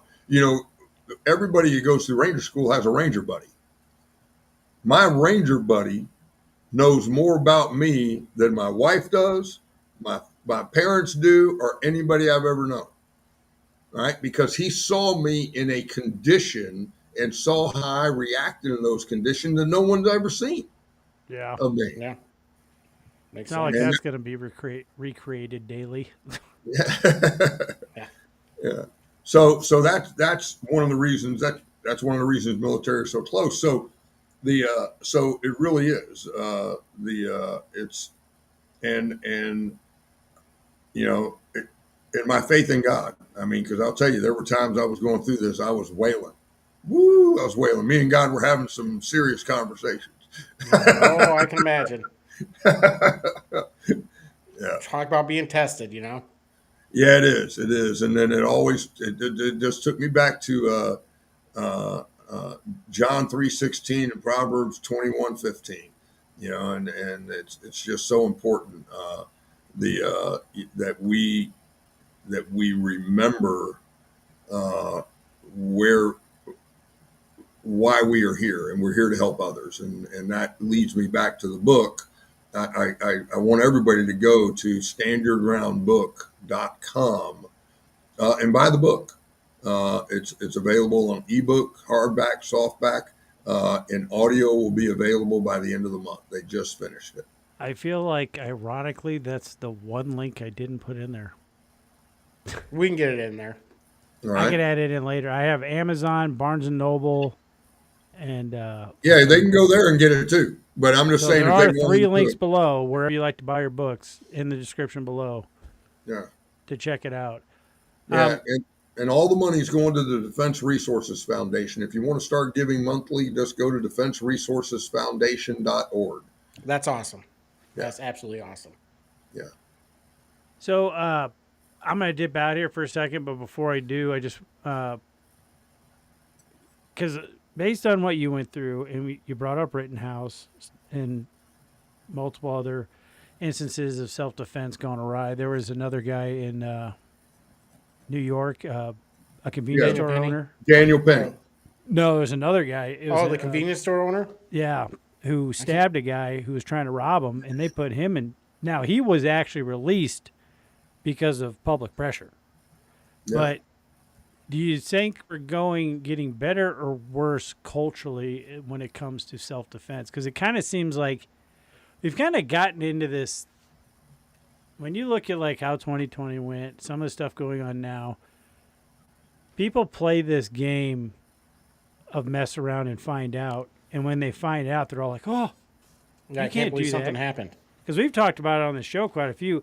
If somebody comes up and is screaming in your ear, that's a physical assault Mhm.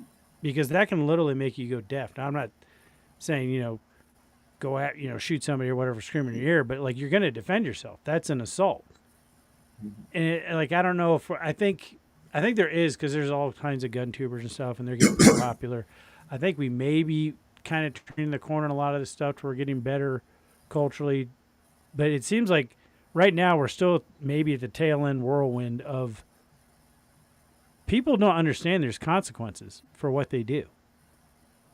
Like if you harass a guy and you threaten you, based on what you said, he threatened your wife. There's and then he assaulted you. There's consequences for your actions, and then when those consequences happen, the person who's at the tail end of being threatened shouldn't be the one having to deal with getting lawyers and worrying about whether or not you're going to go to jail or not. So No, I'm wondering, they do you think we're getting better, or like trajectory wise, what direction do you think we're going? No, not yet. Not yet. I think it's becoming more evident that these issues are out there because it's getting in. It's coming out in more mediums of communication. If this was strictly the mainstream media like it used to be, none of this stuff would be out there. Yeah, I No, think none of it would be out there. But because of One America News, Newsmax, Fox News in some instances, your show, and all the other podcasts that are going out there, Joe Rogan, Sean Ryan, people have had enough, and they couldn't get their voice out before, but they're able to now. But that doesn't mean that the people that want to control you that believe that we're a democracy and not a constitutional republic are going to stop. They're just going to fight harder. And Yeah. so, and we just, that's why we need to get the word out and continue to lead this fight, because did that stop them with the lawfare on Trump? No. He still ended up spending millions of dollars on 92 felony charge or 91 felony charges for 4 different cases. It's absurd. The whole Yeah. thing is absurd. And that's where they get into overcharging, and they're so zealous in wanting us to believe one narrative. And I had a young kid the other day that said, "Well, we are a democracy," and he's a young adult. And I said, "Define Yeah. democracy for me," and he couldn't. And I said, "Well, democracy, in a nutshell, in 2 words, is universal equity." Or I call it I was mob thinking rule. mob rule, but Well, you're but not it wrong. is. It leads to mob rule, but what they're trying to accomplish with it is universal equity. But there's no such thing as universal equity. No, You cannot have universal equity because there's always going to be people that have more than you. you can have Right? So equality. You can't there's have never equity. yeah. Uh, and then I say, but what are we? And he couldn't tell me. And I said, well, we're a constitutional republic. And he said, what does that mean? I said, that means individual liberty. And I go, which one sounds better to you? He goes, well, individual liberty. I said, then you're a Republican. Yeah, that's basically. How Yeah, dare you, sir? yeah, exactly. No, he was asking me questions, and it was a good conversation. That's good. And that's what you have to do, is you have to challenge these young people with facts, because once you give them the facts, just we see Charlie Kirk doing it all the time. What a brilliant young man, getting out there on the campuses, going into the lion's den and challenging these people. What a brilliant young man. Yeah, I found, and we had, I think his name was Mr. Jones X. He was a self-proclaimed communist. Had him on the show. Had a good conversation with him. I mean, well, like I said, we'll talk to anybody on the show. I don't care if they agree with this or not, or what their terms are. If there's As a long different as it's perspective, civil. then I'll listen to it. I'm not going to agree with it. I might. I mean, believe if it you're was wrong, a debate, obviously we won. I mean, hands down. But I found that it seems like if you're having a conversation with someone who's drank all the Kool-Aid, like hardcore, if you start chipping away right there with them, they're going to start breaking down. But if you show them just enough, and it's like, look, if you don't believe me, just look it up. I'm not trying to shake up your world or whatever. Just look it up yourself. And once they check it out and start doing the research on their own, because they can kind of unwind it themselves, because it's really hard to. And Charlie Kirk does it a good way too, because he makes people think on how he reacts to people. Yeah. He teaches them what colleges don't anymore. He teaches them how to critically think. Yeah, Colleges want you to memorize what they give you to memorize, but they don't teach you critical thinking skills anymore. which I thought was the whole point of college. Now it's just like discovering who you are. Yeah, exactly. You know, and but the good news is that he was out, and a good friend of mine whose kids go to San Diego State University out in the Southwest there, and Charlie Kirk came in there, and they said that they had 2,000 pro Charlie Kirk people out there that are from the university. It was unbelievable, and they just loved listening to him.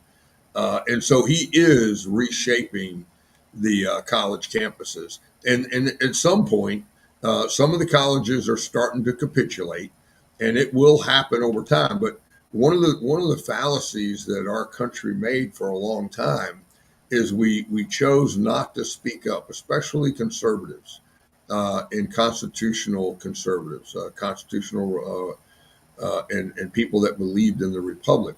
Well, they're doing their thing. Go ahead and just let it be. Well, we can't do that anymore, because if we continue to do that, they're going to continue to believe uh, uh, uh, all these things that are wrong, and it's absurd listening to them speak, because so much of they say is wrong.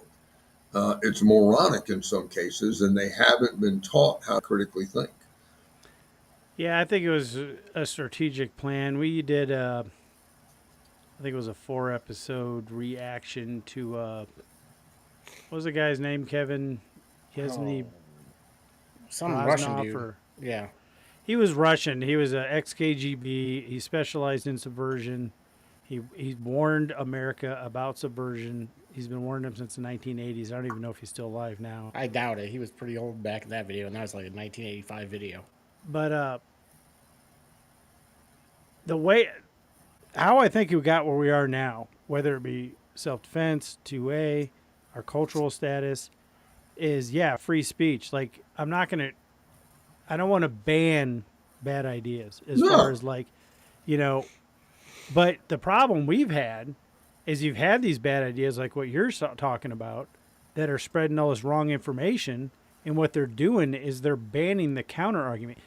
Communism, socialism, equity, those are all easily defeatable ideas. Uh, you nailed it on the head, and all this comes from the '60s and '70s. The generation, my generation, the baby Hippies. boom generation that was born into the '60s and '70s, and they followed a book written by Saul Alinsky called "Rules for Radicals." He was good friends with Hillary Clinton. Hillary Clinton did her thesis on him, and they became friends. But one of the things one of the top pillars to change America into a totalitarian regime, a communist nation, socialist nation, was to uh, take over the healthcare and the education system. And they've been penetrating it for the past 30, 40, 50 years. And that's why everybody thought it was a great idea at the time to create a Department of Education and have universal standards. We were number one in the country 2 years before the Department of Education was created, and when I graduated, or number one in the world, excuse me. Now, out of the 40 top advanced countries in the world, we're number 40. Yeah. All right. We are horrible. And it's because we've removed basic civics. When you talk to young people today, they cannot define for you a democracy. They cannot define a republic. They cannot tell you the four totalitarian regimes. They, their ignorance is beyond it's beyond comprehension, and it's sad because it's not their fault. It's because they have been denied by the people that are running these institutions. And it's a sad thing. I mean, I fought communism. I know what the four totalitarian regimes are. You know, communism, socialism, Nazism, and fascism. It's just like that. It's just different forms of them.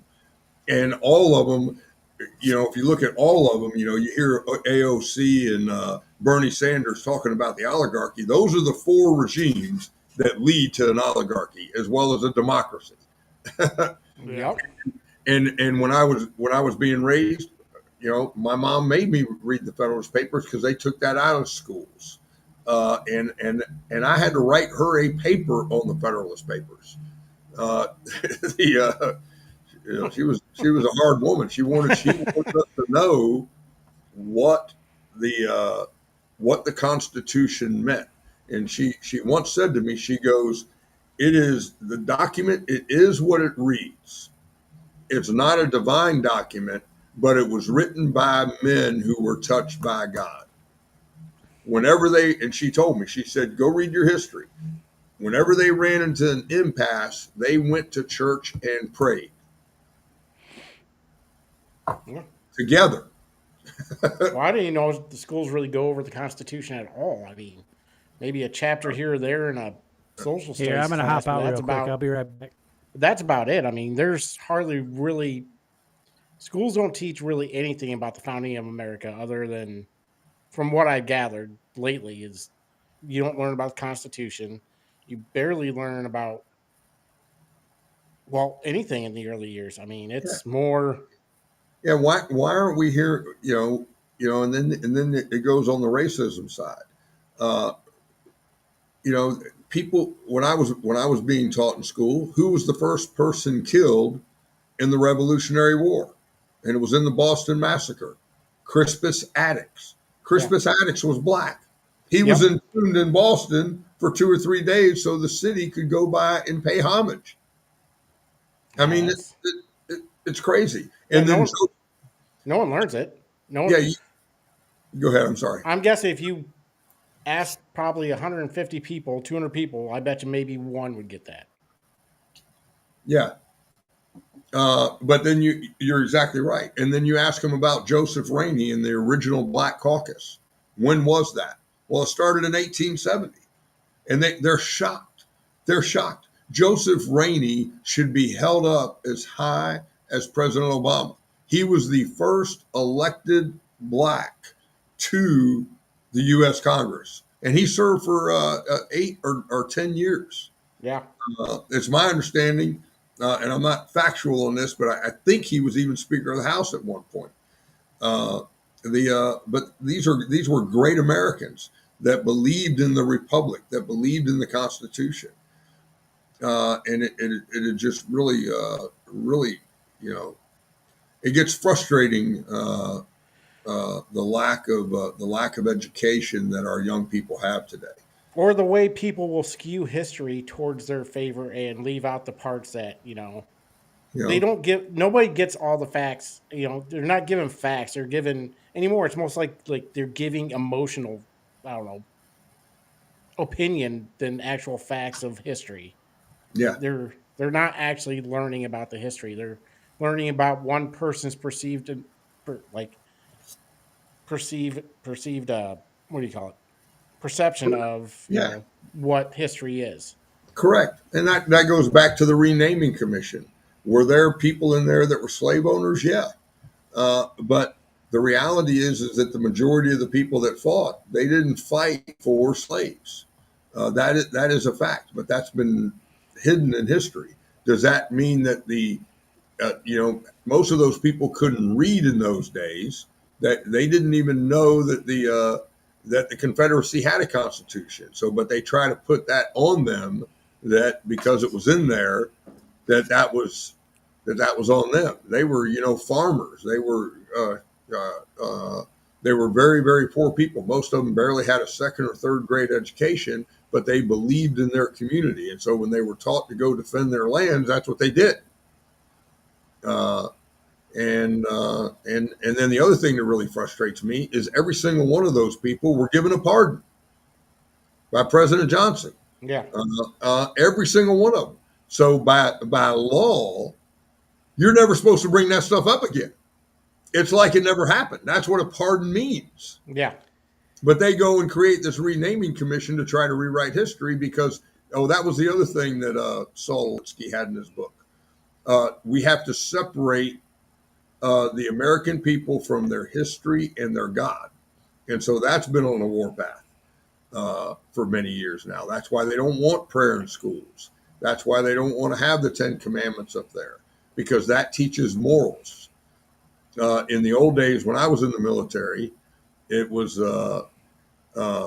if you will have to do it when I was an NCO if it's legal, ethical, and morally acceptable. All right, legal, ethical, and morally acceptable.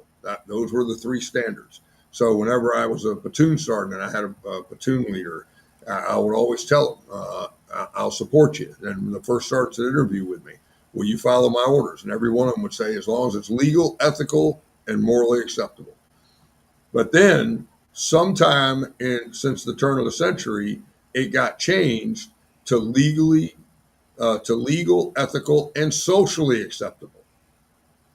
Socially acceptable has nothing to do with the military, because what might be socially acceptable for you is not morally acceptable in the military. Yeah. especially nowadays. Yeah.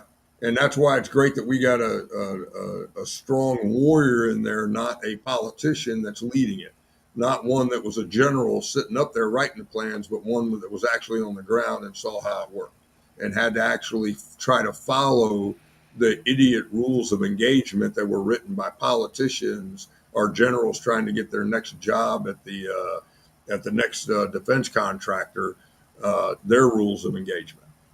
It's absurd. Yeah, that's what I The would only think, that if all these senators and all these, and it's how they paint it too. but it's like, okay, if you're going to strap the military with all these rules of engagement that puts their lives at risk, then you need to send your kids over. Yeah.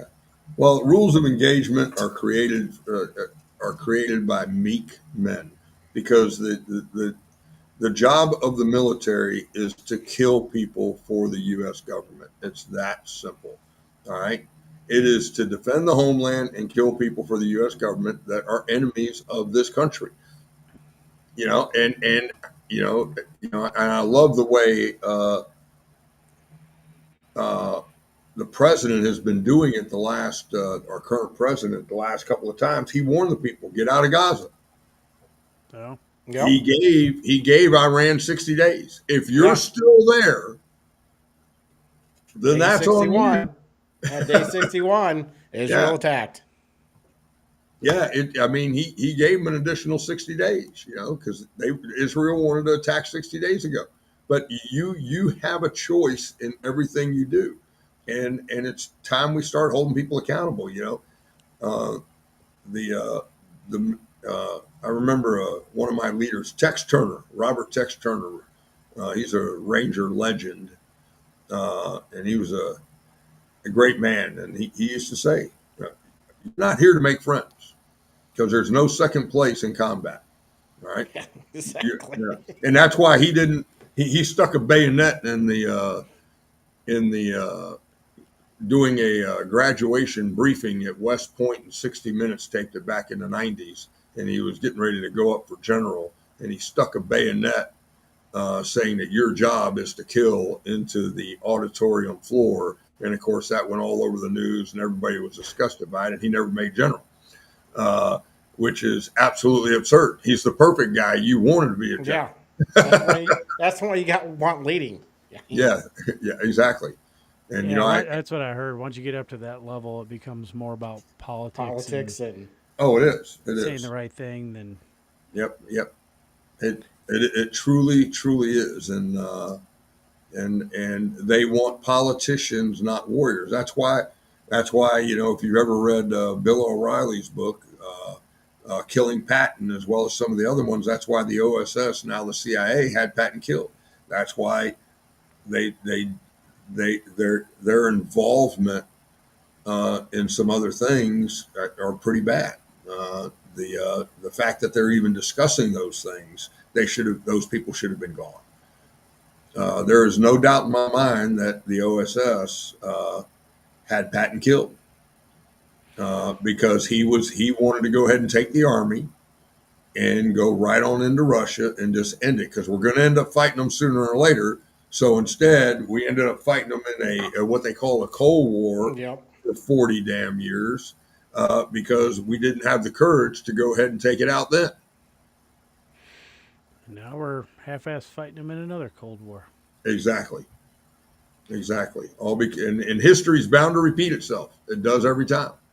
Well, yeah, especially like what you were saying and what we were talking about with them, like changing history and trying to alter it. It's like it doesn't matter how bad it was. Does United States have a checkered past?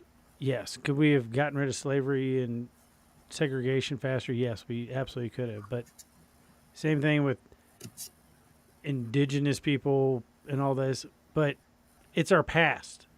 It, Mm-hmm. there's good, there's bad. It's our past. It's what helped build us to who we are. If we forget that, because they're doing it right now, Well, do like you know? with reverse racism and now self segregation, it's all repeating itself now. Do you know how many drafts of the Declaration of Independence were written? I do not. Two. All right.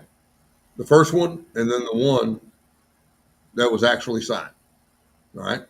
Did you know on the first one there was one other issue that they had with England that they Huh. removed? Did you know that? No. Mm-mm. Yeah, and it was slavery. The crown forced the United States to become a slave colonies, and they removed it because it would have crushed the economies of four of the colonies: Virginia, the Carolinas, and Georgia. And so they removed it. But they knew they were birthing a country with a tumor. Yeah. And then they put the 3/5 rule in there to prevent those states to prevent the growing of slavery until that we could change the government to eliminate it. But see, we used to be taught that stuff in school. And that's why it's so important that we're taught the Constitution and the Declaration of Independence so we understand the concept of it.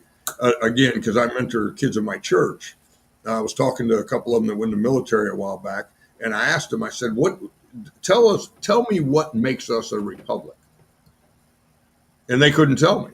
And so they asked me, and I said, okay, which branch you want to start with? They said the judiciary. I said, okay, if we're a democracy, how many people should it take to convict you in a trial?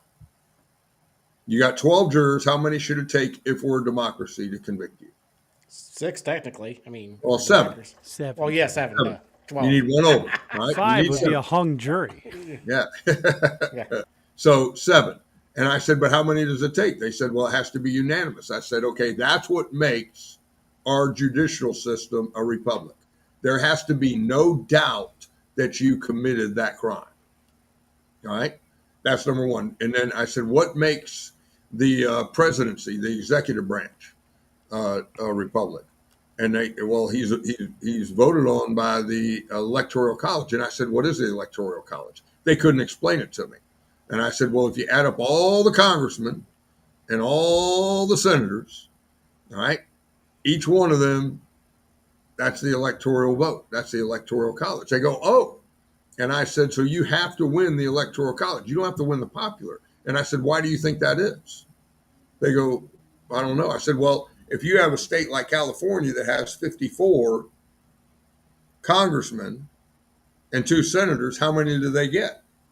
56. They have 56 electoral votes. But then do you want them telling you what to do or having more power over the electorate than Montana or Wyoming and all that? I live in Iowa, so I mean, Yeah. Or Iowa. There you Yeah. go. Yeah, you got 3, right? yeah. Yeah. And I said, they go, well, no. And I said, that's why the electoral college, that's what makes us a republic there. And I said, and what about the legislature? And they couldn't tell me, of course. And I said, well, the only part of that that's a pure democracy is the House of Representatives. It represents a certain number of people. But I said, look at the Senate. Did you know that the Senate used to be appointed by the state legislatures? Yeah, and I We still wish it badly was. Need to go back to that. Yeah. Yeah, but the good news is that even though they're elected, each state only gets 2. Mm-hmm. So that's what makes us, so it evens out the field for those smaller states to keep laws from getting passed that's going to hurt their economy or their community. Yeah. And they go, wow, I didn't know that. Look. I mean, I see this crap on X all the time, and it's hard to explain to people who don't want to listen, though. I mean, how it works and why it works. Coming from a small state, I love the Electoral College, but they're all from California, New York, all these bigger states that, why doesn't popular vote win? I'm like, well, mob rule isn't really a good way to do anything. No, it's not. And that's what a democracy is. It's mob rule. You're Yeah. exactly right. Yeah. You Oh, nailed who it. wins a baseball game? The team with the most hits or the team with the most runs? Yeah. There you go. Just Exactly. saying. I always wondered too, and I wouldn't mind getting your thoughts on this, but so there's always challenges to every law that's passed, and I just don't understand it. So we have, the executive, legislative, judicial. I kind of feel like once a bill or a law passes the legislative branch, before it goes to the president's desk, it should go to the judicial branch for judicial review. And then if it passes, i.e. it's constitutional, then it goes on to the president's desk to be signed. Because it seems like the judicial branch is bypassed for lawmaking, which can well, not even just not lawmaking, but like, say the ATF makes a new regulation that if you have a brace and a firearm, it's now a short barrel rifle and you're a felon. So you have to challenge it and go all the way to the Supreme Court, and it just There should be some kind of review process. it's just like you think it would bypass a lot of lawsuits. It's like, okay, here's the law, goes to the judicial branch, passes judicial review.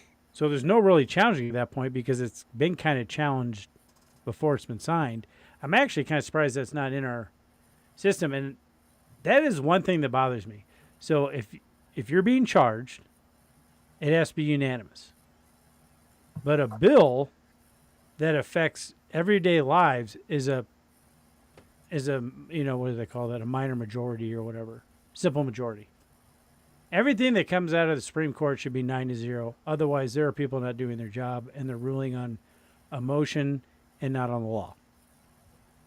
And there are some things I agree with and I disagree with, but I just never got, they talk about packing the court and doing all this stuff. I'm like, well, almost every other court instance that we go through in this country has to be unanimous, except for the highest court in the land. Then it's just a simple majority. It just didn't make any sense to me. And you can see through modern day rulings and dissenting opinions and stuff like that, where there are people ruling on Emotion. like their emotions, core beliefs, and not on the law. That's why I did that little experiment with Grok. That's because they don't know what a republic is, and they don't think we are a republic. Yeah, well, and I used to watch Tucker Carlson all the time on Fox News, and I watch his stuff on X every now and again, but he is notorious about saying democracy. I'm like, we're not a democracy. All of them are. The president does. All of them. Stop saying it. Yeah, I agree with you. I love them all, but they're doing it trying to fall into the Democrats' playbook, and they've been doing that for decades. They've always known to change the names. Or change what a word means. Like instead of changing affirmative action, they call it DEI, diversity, equity, inclusion. Yep. It's the same thing, just wrapped up in a different package, except this time it's more extreme. They actually bring white people in and convince them that they're racist because of who they are, the color of their skin. And what really blows my mind is that some people actually believe it. Yeah. My best friend, one of my closest, dearest friends, is Howard Max Mullins. He's in the Ranger Hall of Fame. He saw racism when he was in the Ranger Battalion, but it wasn't an institutional issue. It was an individual issue. Racism is caused by individual people, not by our institutions. And you're always going to have racism. It doesn't matter where you're at. I've had racism against me being a white guy. Oh no, that's impossible. That's what DEI will tell you. Yeah. But then just talk to all the young college students that had better scores than the minorities that got in because of and they're not really minorities, they're Americans, but the way the government classifies them as minorities, or that's what they call them, they are able to get preferential treatment even with lower test scores. They don't get in based on merit. It didn't used to be that way in the military. They tried to make it that way, and hopefully, I believe under Pete Hegseth's leadership, and hopefully he's weeding out the ones in there because it's just a good thing. I mean, I look at Lloyd Austin. Lloyd Austin was a product of affirmative action.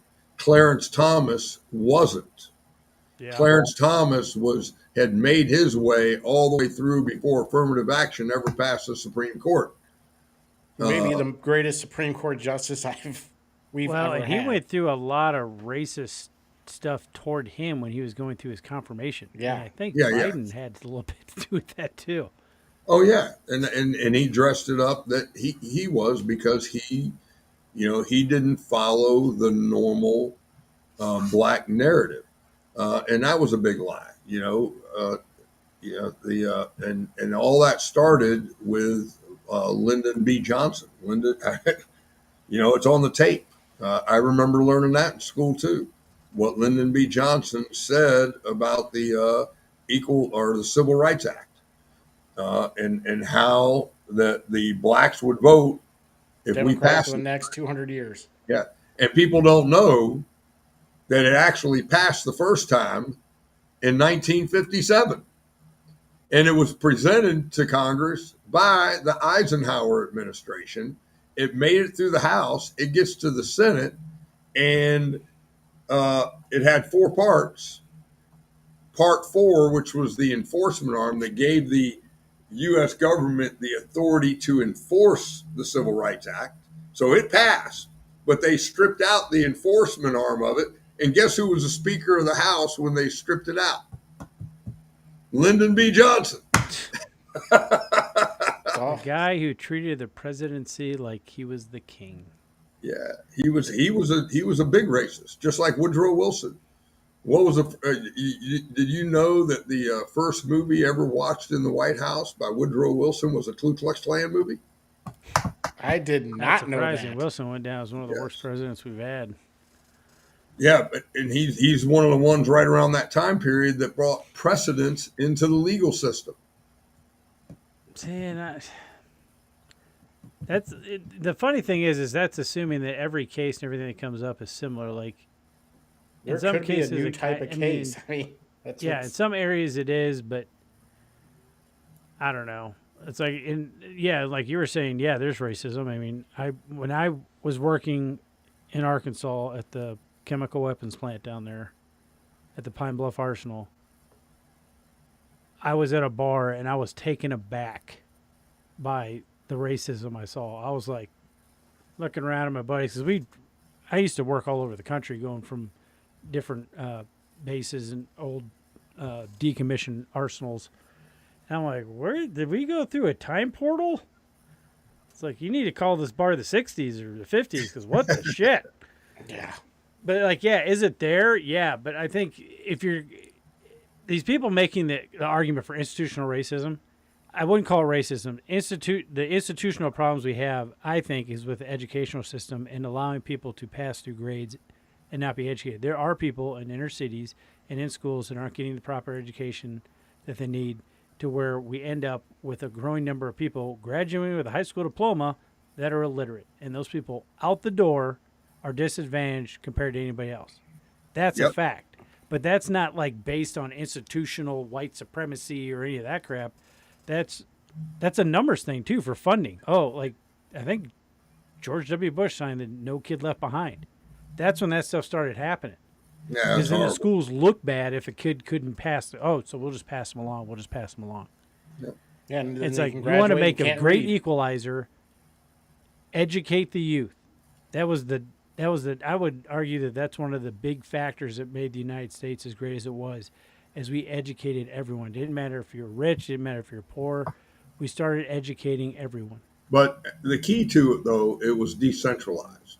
So I Yeah. agree with you. I don't like the No Child Left Behind thing, but it really started with the advent of the Department of Education. Because just look at what I've shared with you tonight. All right. I've heard that the two of you say, oh, I didn't know that. I didn't know that. This is stuff that I learned when I was in school before the Department of Education was created, because I was taught by the state, and the state had its standards, etc.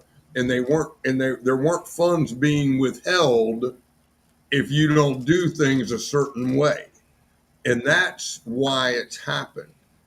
Uh, and that's why we had the greatest system in the world. If a child was smart, he wasn't held back. And we didn't have advanced classes. They just went on to the next grade. Yeah. Yeah. Right? That's why you had John Quincy Adams of the world that at 16 were ambassadors to France and already had a master's degree. If we decentralized it, and that's why you would see it grow. And you in a lot of ways you see more people sending their children to private schools, doing homeschooling, charter schools, because they've had enough of the indoctrination that's going on in the public schools. With my kids, I offer to pay for all of their private school. I do not want them going to public school. And that's just the right thing to do. That's the most important thing to me in the world. And everybody's like, well, that's a lot of money. I said, well, let me tell you something. My legacy is more important than that. I'm more concerned about what's on my headstone or what people are saying about me when I'm dying than how much money I have. I could give a shit less. I can make more money. And I can't take it. I can't take the money to the grave with me. The Egyptians tried and they were all robbed. True story. Yeah, that's absolutely true. I'm like, damn, let's worry about people. Let's take care of people. Let's take care of Americans. It's just like when I go down the road, Barry, how come you're giving money to that guy on the street? I said, you don't know if he's an angel, Well, he might be going to buy crack for it. That's not on me. That's on him. That's on his soul. That's not on mine. Yeah. Yeah. Yeah. That was funny. You did point out, like, I used to think we've talked on this show about like when the slide of education happened, and because I remember learning about slavery and all that stuff, and it was definitely paid in a certain way. But I also grew up where I went home. My dad asked me about what I learned and what I was thinking about stuff, and if I said something where he thought was stupid, he wouldn't tell me it was stupid. He would make me justify my opinion. I was like, all right, why do you think that? And then make me think about it. It's like I remember one time I told him, yeah, Bill Clinton's a pretty good president. He's like, oh yeah, why is that? My answer was like, because he played the saxophone.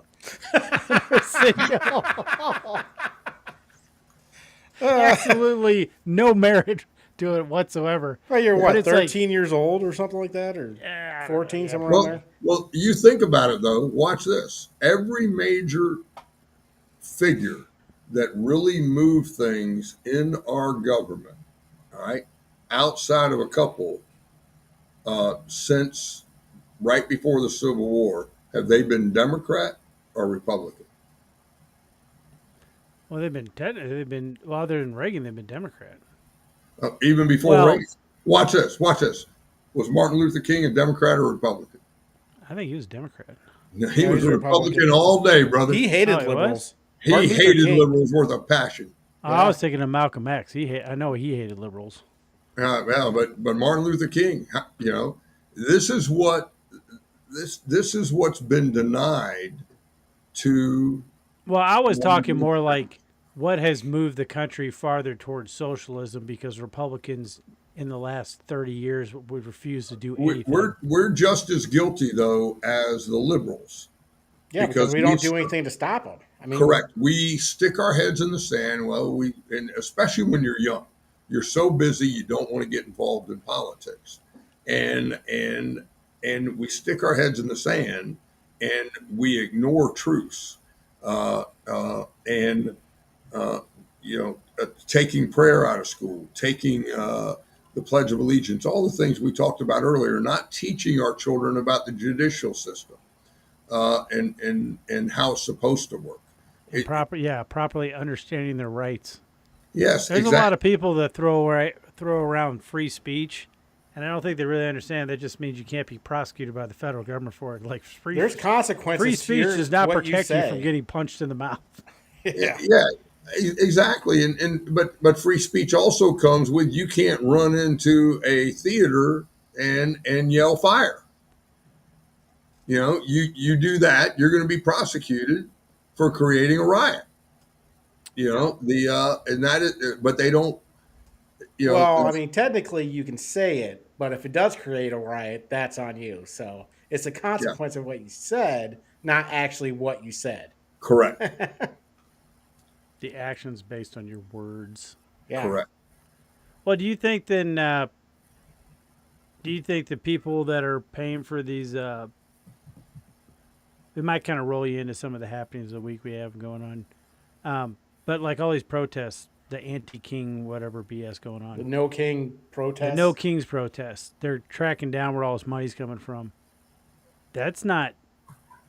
You could argue that those protests alone aren't protected. If you're being paid to be somewhere, is that free speech? I don't think so, but I'm not a lawyer. I don't know the law in that area. I know the criminal law for when it comes to self-defense, Yeah. which is what my book's about. Yeah. But But as far as that goes, I don't know. But the reality is that uh, if you track the money and you start putting it out that these are paid protesters, then it will end.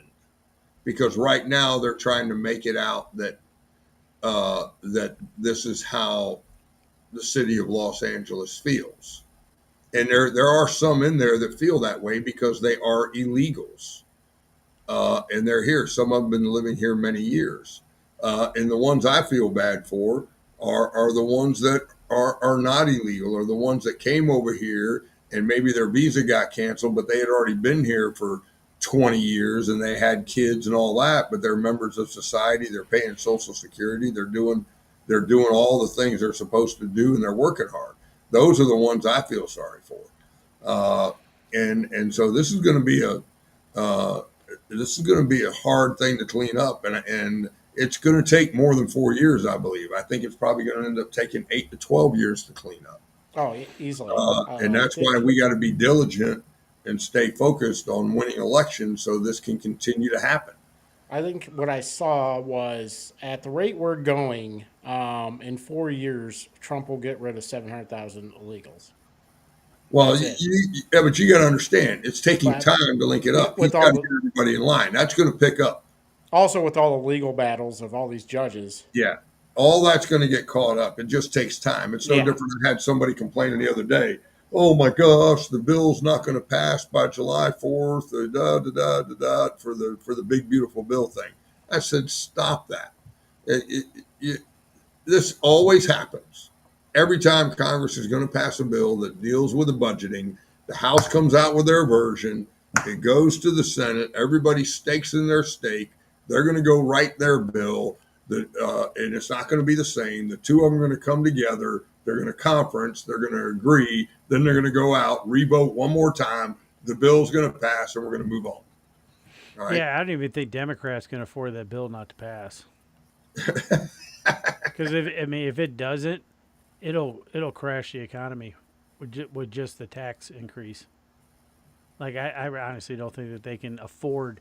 They'll play their political theater, but at the end of the day, like you're saying, you'll have your back and forth. I know there's a lot of people that feel uncomfortable about raising the debt ceiling, but I know that the numbers from whatever committee does, they do some calculations based on, okay, if you lower taxes, it's going to create this much more revenue, kind of like when he originally did it.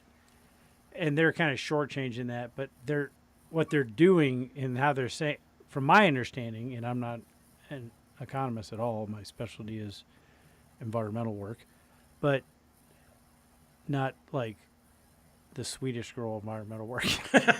No. All right. Well, let me explain to you how it works, okay? Because I own a national financial advisory firm, so I know. Oh yeah, you'd be like the guy to know. Yeah, you would be. I would be. Luckily, we had you on. All right. How it works is that they pass the bill, and then the CBO, Congressional Budget Office, scores it. They use baseline budgeting. Do you know what baseline budgeting means?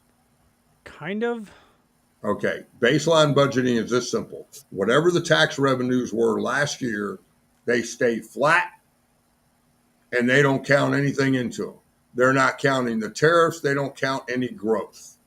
That it is moronic to do that.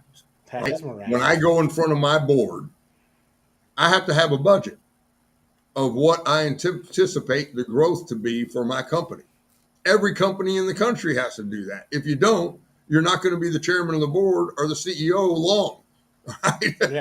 Yeah. And even Makes when sense. we reduce taxes, name me 1 year that tax revenues have decreased in the United States of America. Name me It's never one. happened. That's why I don't understand. Thank you. So we should have some growth there. The second thing they're not taking in, I said it briefly a second ago, is tariffs. Yeah, I think in Right. May we took in 225 billion or something. Yeah. In And tariffs. this is what people don't understand. Tariffs, number one, is tariffs don't cause inflation. That's number one. All right. They don't cause inflation. And in the common sense side of that, since this is the name of your show, if tariffs were so bad, why have 90% of the countries in the world been doing it to us for 20, 30, 40 years? Yeah. All right. And number so that's a really uh, brilliant thing to understand. Secondly, uh, the uh, the reason we're doing the 10% across the board, no matter what happens, is because we are the biggest economy in the world, and not just by a little bit. We are the biggest economy in the world by a lot. And let me give you the facts. Here's the facts. There's over 200 countries in the world. The United States of America consumes nearly 25% of all the goods produced in the world. Did you just check that? That is absolutely crazy. That is crazy. All right. Nearly 25%. The next closest country to us is China, and they ain't even in the double digits. We're a country of Okay. gluttons. All right. So when you go to, I heard you said you live over on the Panhandle. Mm-hmm. So Up in you live in Florida Amarillo. or Amarillo, Texas. Okay. Yeah. All right. All right. But do you have you have toll roads in Texas, right? Yeah, you get down to Dallas and stuff. Yeah. Yeah. You have toll roads. And you'd rather go on those because it's probably easier to travel than it is if you're on the side roads with all the traffic, right? I Especially know going I through do. Dallas. Yeah. I know I do when I'm in Dallas visiting my business partners. When I'm in San Diego, I pay for the fast track, all right, because I want to get to my destination without being in the traffic. Do the same thing when I'm in LA. Do the same thing when I'm in Florida. Well, if you want to be in part of the largest economy in the world, then guess what? You got to pay a toll. Yeah. And guess That's what? The profit margins that these companies have, they eat the toll. And if they don't, and it's really going to hurt the industry, the country's going to go ahead and pick up the tab so their people don't lose jobs. And if they want to avoid the toll, Trump's saying, build your factory here to give American workers jobs so that way they can have income and they're going to pay the tax. yeah. It makes total sense. That's what we've been saying on the show ever since this began because everyone's freaking out about, oh, we're going to win a trade war with China. Like, there isn't a country on the planet that's going to win a trade war with the United States when we're the number one consumer. If we're going to, you just, the math doesn't add. China's already Well, been having factories going bankrupt and belly up before the terrorists went in. Like, when you and buy all this stuff, you set the terms. that's right. They already had 40 banks within 3 to 4 weeks after the tariffs went into effect that closed down. You didn't hear that on the mainstream media. You didn't see the protests on the mainstream media because people weren't getting their paychecks. They were just marching out the street. Now, if you'd watched international news, BBC or one of them, you would have seen that. Yeah, Yeah, we were that's why they came to the table and made a deal so quick. we're Yeah. kind of on China's on a has this that very China's right on the verge of an economic collapse. Well, that's because their stuff's based on communism. Their currency's not real. Yeah. yeah. And that's why. And so they can't continue to do this. And I lived through the Russia days. You guys were young at that time, probably, if you were even born yet. When you But hide under a desk to protect yourself from a nuclear explosion. well, I'm not thinking of that. I'm thinking about what Reagan did. Reagan, Yeah. he was brilliant in that aspect. He started building up the military, and Russia tried to keep pace, and they couldn't. And so he ran them into bankruptcy. Well, Yeah. And you can do that when you have a capitalistic system. And see, and the other thing to talk about these socialists out there that want everything equal, uh, just ask them the next time they get a tip, then go give it to the homeless guy on the corner if they're a server or something. And then the other side of it is tell them what better system do they have. Because if you're talking about socialism, well, that means you're going to be enslaving your fellow citizen and you lose individual liberty, right? If you look over human history, Kevin and Josh, there's only two ways that people ever became wealthy prior to capitalism, and that was to murder and enslave their fellow man.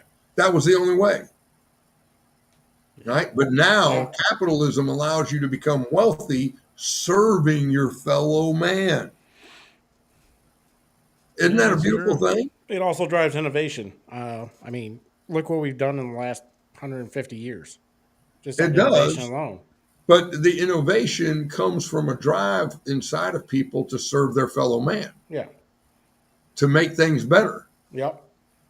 for Also, That's everybody. why made I a little think bit of money while doing it. it kind of That, feels that, like we've gotten away from that a little bit too, and but because that's there's this weird attack on, like, especially people on the left that you could argue it's just ignorance, like that's just what they know and they may have been indoctrinated in college, but the same people that are whining and complaining about capitalism are doing so on a device that exists because of capitalism. that's because they truly want to be part of the oligarchy. They want to be in that special realm, and most of the time those are people that have never had to create a job, have never started a business on their own. So that's where they're at mentally, and that's sad. They get out and they become politics. Well, But the with weird, that, go ahead. I'm sorry. I said the weird thing about this is like all these people wanting socialism, communism, all this, that's the first people, like after they get to it, is the first people who get dumped on by the people in power. I mean, they don't give a shit about, the people actually gave them power. Obviously, socialist communists don't give really that much shit about their people other than control them. So, Correct. the people who always want this, I mean, they're going to be the first ones being used and thrown away. I mean, they're the simple idiots that are just being used. They're pawns. Yep, So I I mean, agree with you. it's just crazy. Oh yeah, I think we're on a good. I think we. I think we're setting a good foundation to turn things around. Like when Trump says "golden age," I think that's a thing. Well, I think the big beautiful bill when it passes, especially if we can lower the interest rates. But there's three things that need to happen, gentlemen. Number one is the big beautiful bill. Okay, because there's a lot in there. It's going to put more money into the mainstream America due to the no tax on overtime. That's your wage grade earners, your wage employees that work hourly, because that money is not going to be taxed on that overtime. Same thing with no tax on tips. That means from now on, when I instead of having to give somebody a tip because I don't want it to get taxed, I can now put it on the credit card for them and it won't be taxed. It's going to make it easier for me and it's going to be good for them because now they're going to be able to put more away into their future, into their retirement, because they can't go deposit it into the bank because then the IRS wants to know about it. And it forces people in a position where they unintentionally or for whatever reason don't report everything they earn. Now they can report everything because it's not going to be taxed and they'll be able to spend more and buy things with it. So that's a beautiful thing. So that's number one. Number two is when we get a lot of these tariff or a lot of these agreements signed, because once those revenues start coming in to our country, either through tariffs or factories coming in, that's going to be a beautiful thing, and then that's going to bring stability to the markets. But most importantly, out of all of the three, is the last one I'm going to talk about, and that's the monetary policy of the Federal Reserve. All I'm going to say on this is I miss Alan Greenspan. He was never late, and he was never too early. Yeah. He was always on time from the best of my memory. And this is one area where I will I say that I agree a little bit with President Trump. Nearly every country in the world has lowered rates multiple times over the past year, and we're the only country that hadn't. That's what's keeping the markets down right now, is because of the fact that money is not flowing as smoothly as it usually does because rates are still so high, even though inflation is down to 2.4%, which is the lowest it's been since early 21. yeah, Uh, so they need to start dropping them, and then that will take the economy off again. But anyway, I digress. Let's get back to talking about my book. well, yeah, I was wondering with kind of going for 2 hours, but and that's fine. I don't care how long we go, but I was wondering, what are your plans moving forward with the book? as far as what's going on with you? I mean, just what's your trajectory? Where are you going? Where you headed?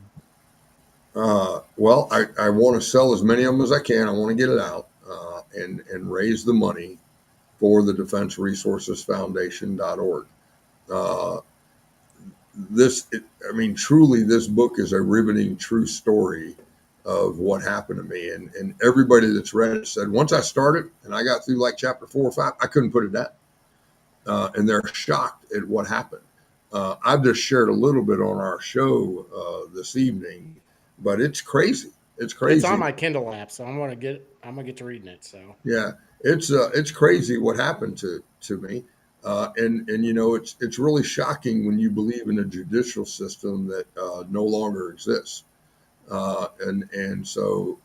but we can right the wrong. The good news from that is that the courts do work. It's when you have a judge that has knowledge for and respect, or knowledge of and respect for the law, which was it in my case.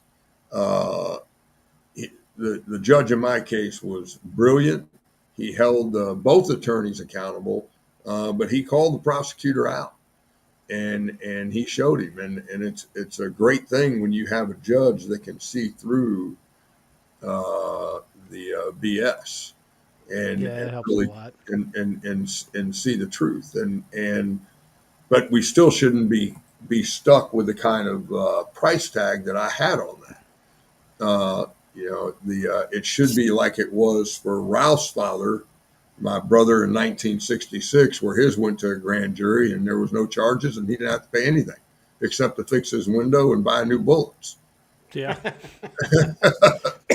yeah, And that's the way it should be. It shouldn't cost somebody hundreds of thousands of dollars. And how many Americans are sitting across the country in jail because they had to take a lesser charge and settle because they didn't have the resources to fight the system that is so overweight on them. And so that's the important thing. So that's where I want to go. I want to get the word out.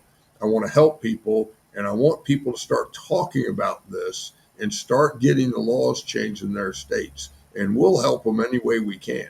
I'm going to start it in Arizona, and also start bringing honor back. Start educating everybody on what it is, so they start having the courage to speak up. Because if they know what the definition of honor is, people are going to start looking inside. Am I acting honorably?